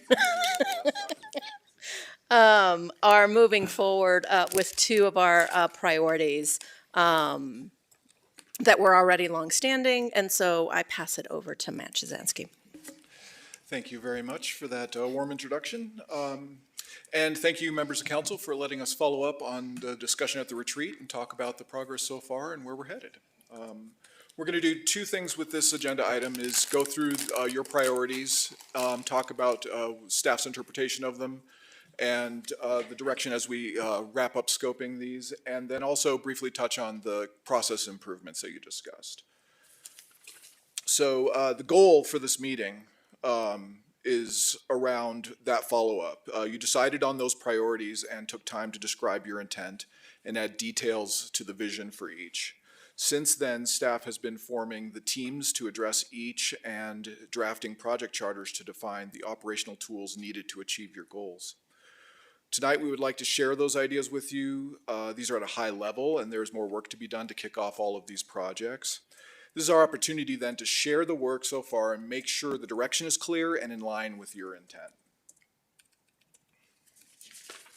So I'm going to take a moment to talk through the priorities that you decided on and read the descriptions that staff has developed so that we're all on the same page. We can all hear this. And so you'll linger on the slide for a hot second. So the first one we're going to talk about is bicycle security and theft reduction.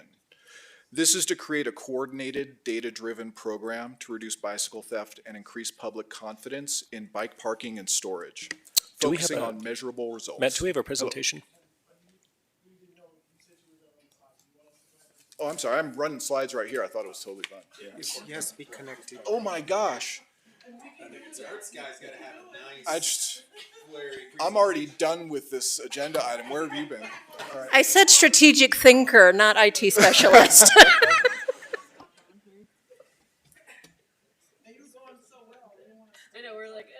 I was going to do great, and this has just ruined my flow. Take a breath. I'm sorry. Is it in slideshow? Yeah. Okay. I object. You just want to run it? I don't mind if you want to.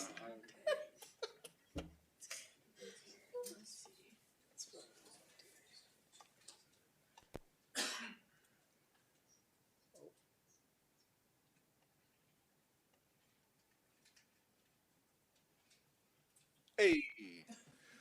Thank you, Nuria, for that warm introduction.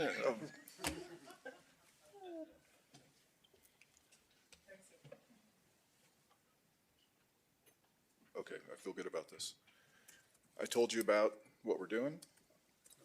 So, make sure I linger here for a second because we do have a goal. And I want to make it clear that we're looking for your input on where staff has been so that we can start this work and make sure it's right for you. All right, so there's the list of the priorities that you discussed. That first one, bicycle security and theft reduction. Create a coordinated, data-driven program to reduce bicycle theft and increase public confidence in bike parking and storage, focusing on measurable results. Key strategies include problem-solving policing with targeted bike theft operations, as well as public education on bike registration and secure locking. In 2026, because of lack of capital resources, staff will pursue education and partnerships for creative approaches that will advance the project's bike parking goals. The effort will include coordinating with community partners such as CU, RTD, local businesses, and residents to promote a unified bike security culture for the city of Boulder. The project is planned with both police expertise for theft reduction and transportation expertise for the bike parking infrastructure components. So next, the cost-benefit list of measures to become a fire-adapted community / wildfire home hardening implementation hub. That was a combined set of proposals. I'll just make a note that staff reworded the title to become not more succinct, but more precise, enhancing Boulder's wildlife resiliency through 1, the development of a comprehensive wildfire home hardening implementation hub, and 2, a comprehensive assessment and analysis of current or planned city wildfire-related programs, projects, and actions.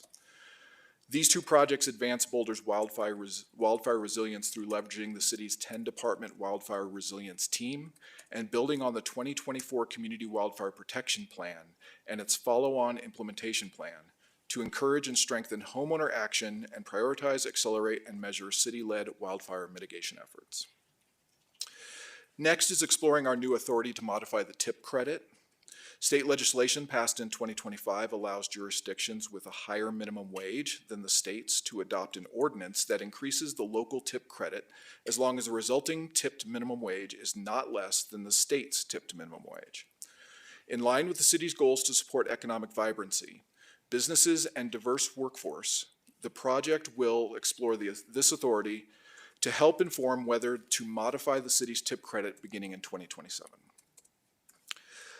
Next is power resiliency, including timing and barriers. Reliable electricity is critical for public safety, economic stability, climate resilience, and community well-being, especially as Boulder experiences increasing climate-driven hazards such as extreme winds, wildfire risk, and heat events. City Council has expressed a desire to better understand Xcel Energy's current and planned actions to improve grid reliability and resilience, and to identify what roles, authorities, and strategies the City of Boulder could pursue to reduce outage risk and community impacts. This project aims to clarify risks, responsibilities, and options so that the city can make informed decisions, advocate effectively with Xcel Energy and regulators, and explore local actions that can improve resilience for residents, businesses, and critical facilities. And finally, the Sister City language updates. The purpose of this project is to update the Sister City program resolution and related processes to clearly define how the program is administered. This includes application submission, internal review, and approval workflows, ongoing reporting expectations, and governance requirements. The update will create a consistent, transparent, and repeatable process for managing the Sister City relationships.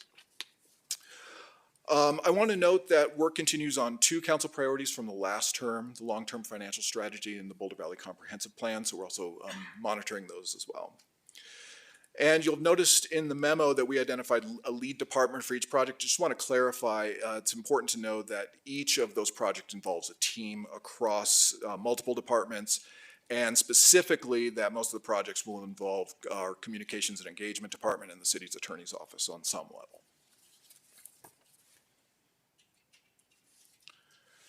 So touching briefly on the council process improvements that you identified, I'll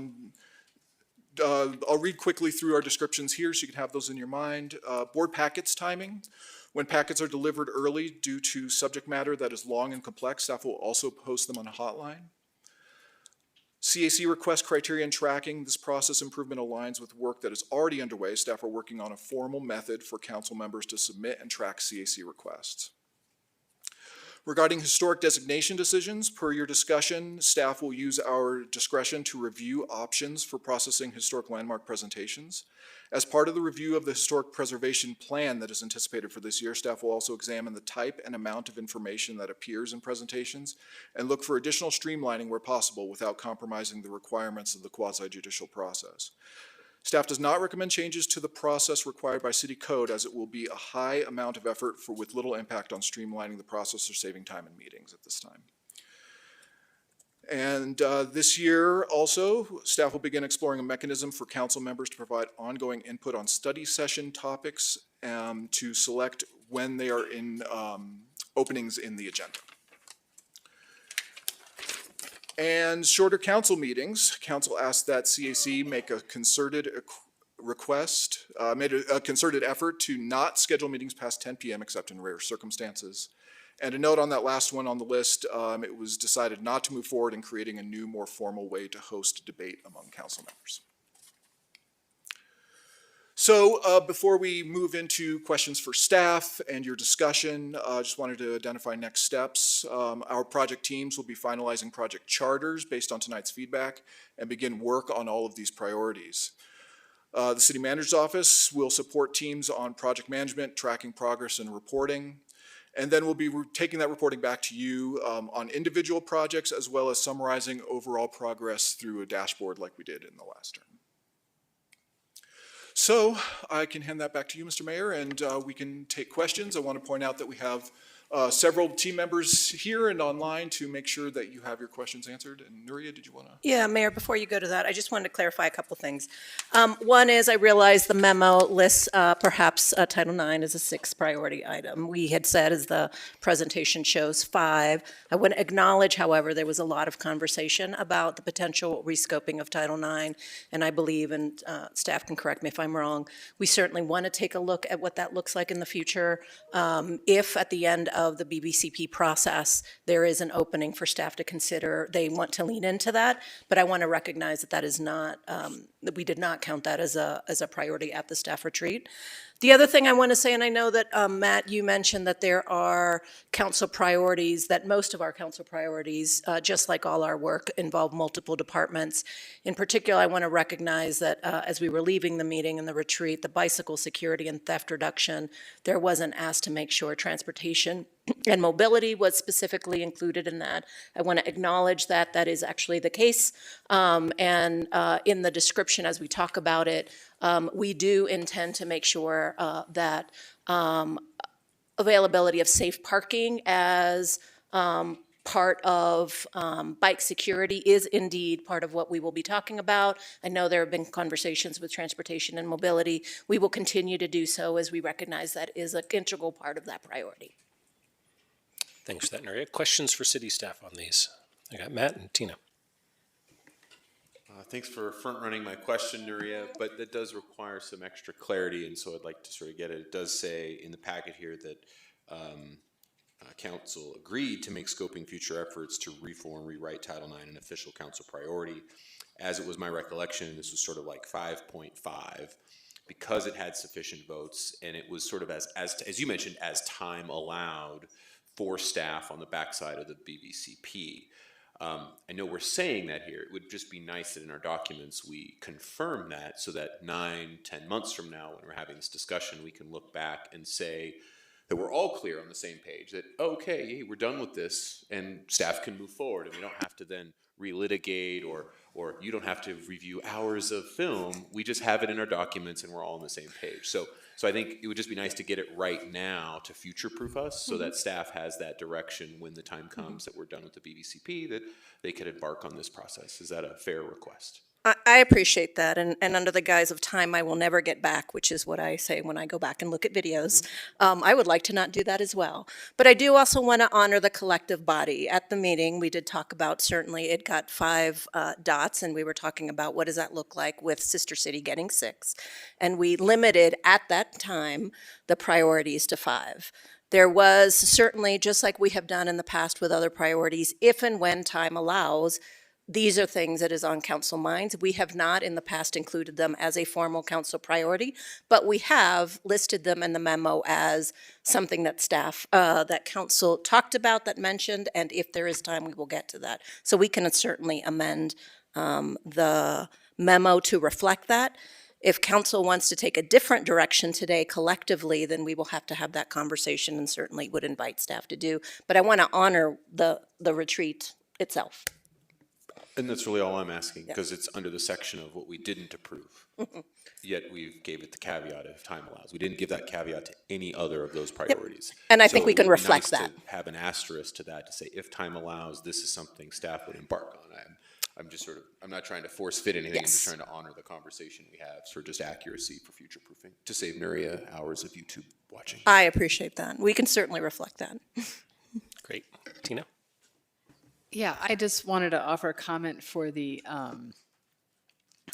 power resiliency. I really thought the way it was written was clear and showed just how we're going to have a short timeline to understanding what's happening and moving quickly on to what we can do locally to help our community through these power variations, understanding that we don't have a lot of influence over Excel. So I just, I thought for me, it captured it really well, and I'm excited to see what that looks like.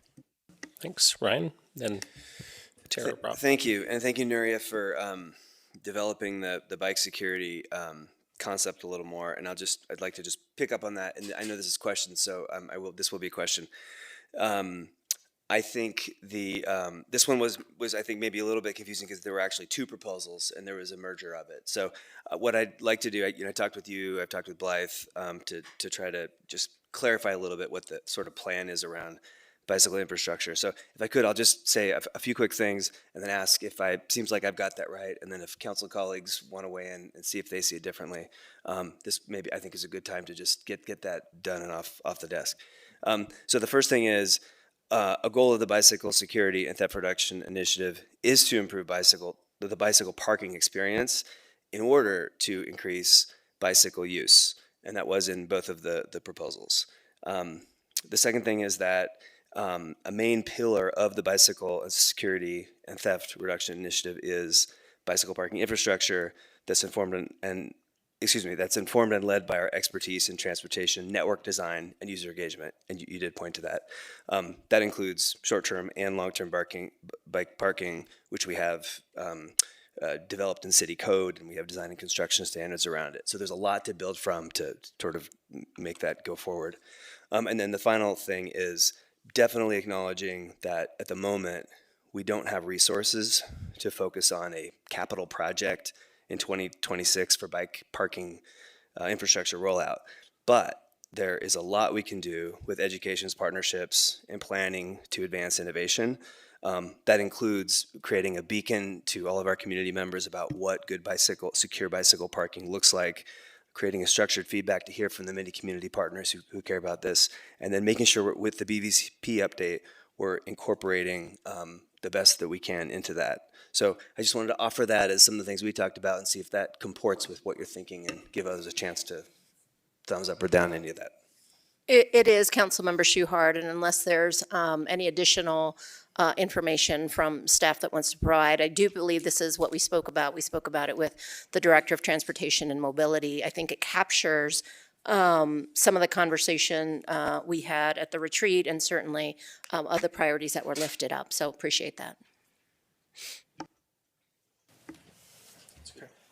I've got Tara, Rob, Mark. I just want to ask Matt, if you could, you know that you made such a good speech earlier, can you send the revised language to all of us so we could share it? That you started with. On the specific, what I said about each of the. Yeah. Yeah, absolutely. Great, thanks. Rob, then Mark. Thank you, Mayor. I just want to say thank you for putting all this together. Nuria, thank you for the 2-for-1 that you said you would never do. Really appreciate it. I have a question. I have a question on the wildfire.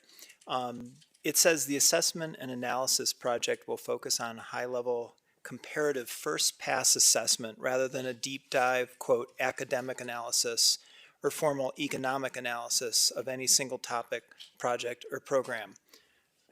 Could you give me clarity on what that means or doesn't mean? I'll start and see if any of staff want to weigh in. I believe at the retreat we talked a little bit about the broad nature of perhaps the deep dive that we could do. At that time, as Director Burke was speaking about the priority, we want to look at some of the things that the team had already identified as part of the work. And there are a lot of items, over 150, I think, action items that could be done. What staff was saying would not be feasible in a one-year priority is to look at, maybe academic is the right term, a complete comprehensive list of what could be possible out there in the world, because that just wouldn't comport to a one-year priority. I think that's a distinction that is intended to be made. Okay, then that kind of ties into what I was thinking, more of a focused approach. Maybe the study could focus specifics on the WUI code in the red zone, the continuity of fuels, just basically where the nature is meeting our built environment, where it's the most, where it's going to have the biggest impact on our community. And I know, I just want to say this out loud because I've heard this before, that it doesn't feel equitable because those are the bigger homes and some of the more expensive homes, but that is where the fire does start. And when it takes out, for example, a mobile home park, those are the people that can't rebuild. And those are the people that are impacted the most. So I really just want to create that bigger vision for it and really focus on, I get it, we can't go through all of these things, but can we really focus on that first row of homes, the grass, looking at maybe mowing, shaded fuel breaks, and the way that interfaces so we can stop it before it turns into a Marshall. No, I appreciate that, and I think that's exactly what staff has been looking at and thinking about, because those are ideas and areas that have been identified as part of the current many action items that they have seen. So I appreciate it. I think we are aligned in that. Okay. Yeah, please. Couple colloquies, Tara and then Matt. So when it comes to your assessment or your pros and cons or whatever you're calling it now, are you ultimately, I think that a lot of us on council do want to do retroactive work. Is that the word? Retrofit? Retroactive work, especially along the WUI and this line that Rob is talking about. So can we make sure that when we do the cost assessments, it also includes the retroactive work so we can see what to do next year when we have more time at staff level?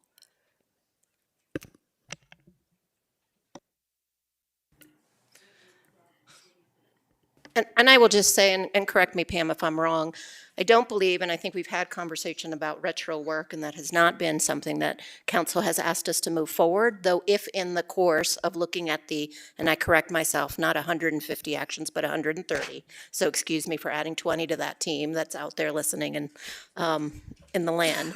If there were something that would make sense, because we're looking at areas that would make the most impact to our wildlife effort, or wildfire resistant effort, resilience efforts, then certainly we would bring that forward. Got it. Okay, good. Matt? It's sort of also colloquy on where Rob's going with this. You know, it also behooves us, you know, as we look at that analysis with like a good example is the DHAs, the detailed home assessments. We don't prioritize the DHAs in any sort of like we don't prioritize their preference in class 1 WUI. Someone out at 55th and Arapahoe can just get in line and get a detailed home assessment, but someone right along the edge has to wait to get theirs, where the higher impact for the conflagration of that fire is on the western edge. And so there's those sorts of cost-benefit prioritization things that I think are relevant to this discussion in terms of where we focus our resources for bang for the buck, where the risk is. So that's the kind of thing that I'm hoping we get out of that in this process. I will just say as a comment as well, Matt, 130 seems like we're spread real thin, and maybe we pick less and do them faster and better. I worry that we're maybe spread a little thin with too many priorities across too many areas, trying to be everything to everyone. So appreciate that. And 130 is the level of action items that are conceivable. But to the point we were just talking about, staff throughout this year will be looking at what has the most impact, highest, best use of time and resources. And so some of those conversations about prioritization must happen, because we cannot do it all at once. And if we expect to do it all at once, we will not do it all well. So Glad you're thinking about that. Mark. Yeah, I just want to express support for that approach. I would like to have a series of action items presented to us that we can implement and actually move forward on the topic. Not something that's a little more research oriented and academic. You know, we're looking to you to tell us what we need to do, and we will do it. My other comment was on bicycle security and theft reduction. Unless I missed it, I assume that there is no element of that will encompass even preliminary research on e-bike regulation. Because we've gotten a lot of comments on that, and people are concerned about that, and we may not be in a position to do an ordinance this year, but we ought to at least start getting some background together as to, you know, what other cities have done, what we can do, what we can't do.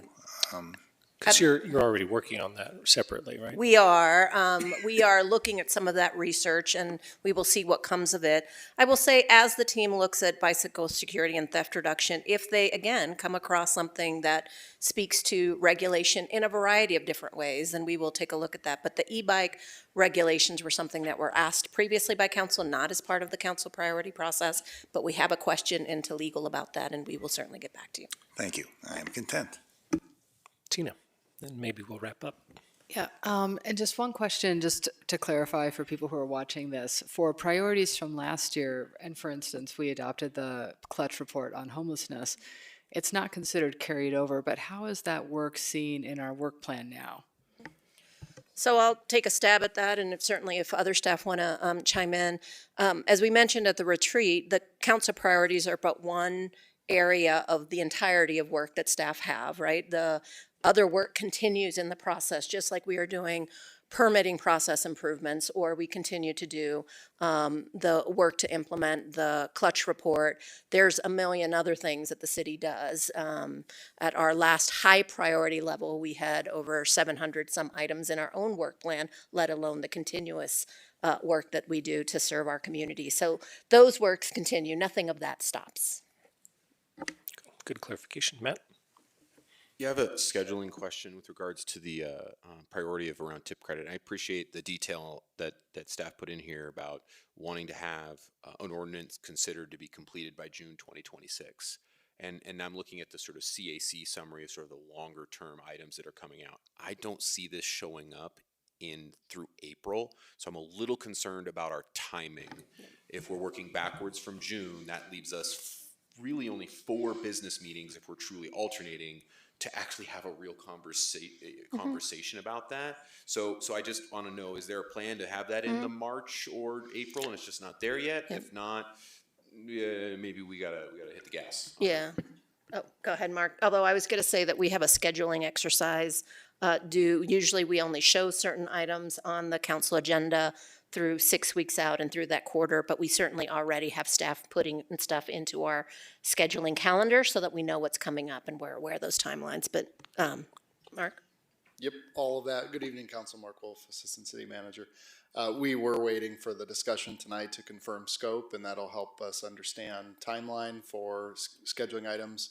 Thinking probably April is best to have a check-in on, ultimately the different policy parameters for the priority. So thinking some feedback in that time frame to land a June ordinance perhaps.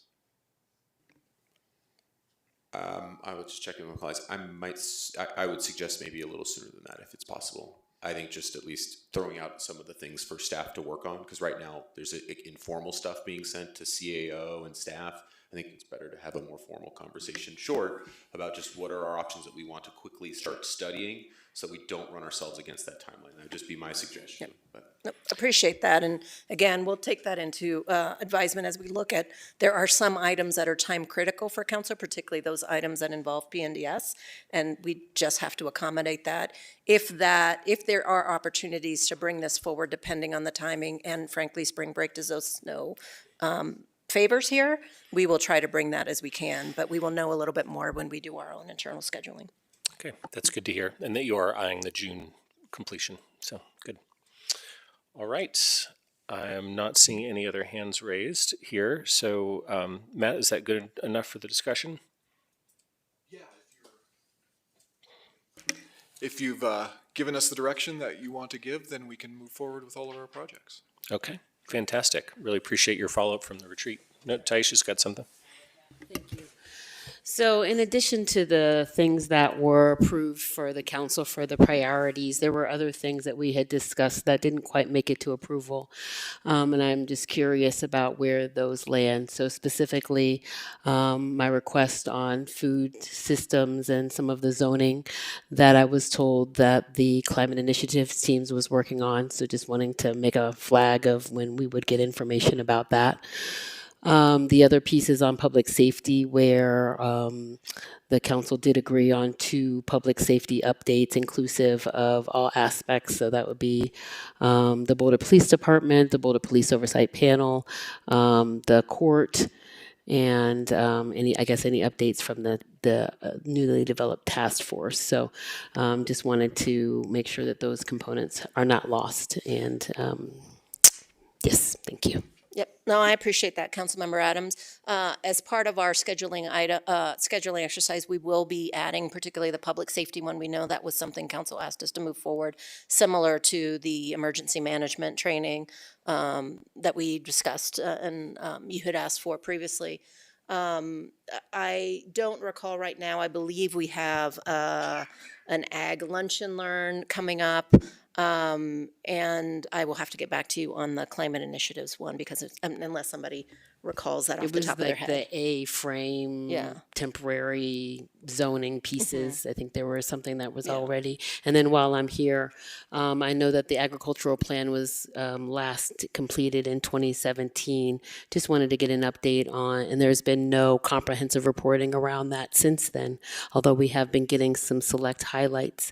Curious if there was any considerations of an update to that plan or a report that's inclusive, or is that something that some of the outcomes and outputs that were related to that 2017 plan, if those are something that will be covered at the Lunch and Learn.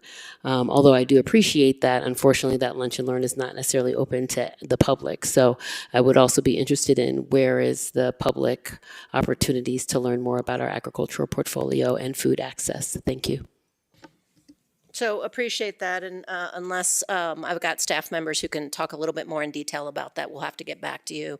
I know certainly there was a desire to have more of a robust conversation about agriculture at some point. at the time, scheduling, CAC asked us to put this, we offered that we were going to do a lunch and learn. It was not scheduled. If that changes, we will certainly bring it forward. But I will ask the team about your specific questions so I can get back to you with the details of them. All right. And with that, that brings us to the end of that item. Thank you again, Matt, and very happy to see you with these additional responsibilities. So thanks for all the work you're doing. And that also brings us to the end of our meeting agenda. And Tara wants to say something quick before we close. Really quick. I just wanted to bring up that I was parking downtown and could not believe how much I had to pay. So I'm worried that it is pushing people to come less and for shorter times. So I did talk with Nuria about doing some research, not research. Nuria, what was it? I was looking into some of the trends behind how the parking is changes, given that council had approved a 50-cent increase just as part of the budget, and wanted to take a look at that for further conversation. Yeah, I just wanted everybody to know that. Thanks, Taisha, and then Tina. Yes, I wanted to just follow up on the request for some more information related to the in-car property. I know that's something that you all are looking into as well, but we're just getting a lot of emails with different perspective on who owns what, and so it would just really be wonderful to get a frequently asked questions or something that outlines the information as it's being compiled. Thank you. Appreciate that, Councilmember Adams. Yes, it is a topic that we have heard a lot from a variety of folks. We ourselves are interested in the topic. We are diving into some archives and some information. We will be sharing some of that with council soon, depending on the type of information and whether or not it includes legal advice. We may have to go into executive session. And so we will keep you posted, but we know it is on our radar, just like it is on communities. I had the same question as Councilmember Adams. All right, seeing no other hands raised, I will go ahead and gavel our meeting closed here at 9:11 p.m., 4 minutes early. Thanks, everybody.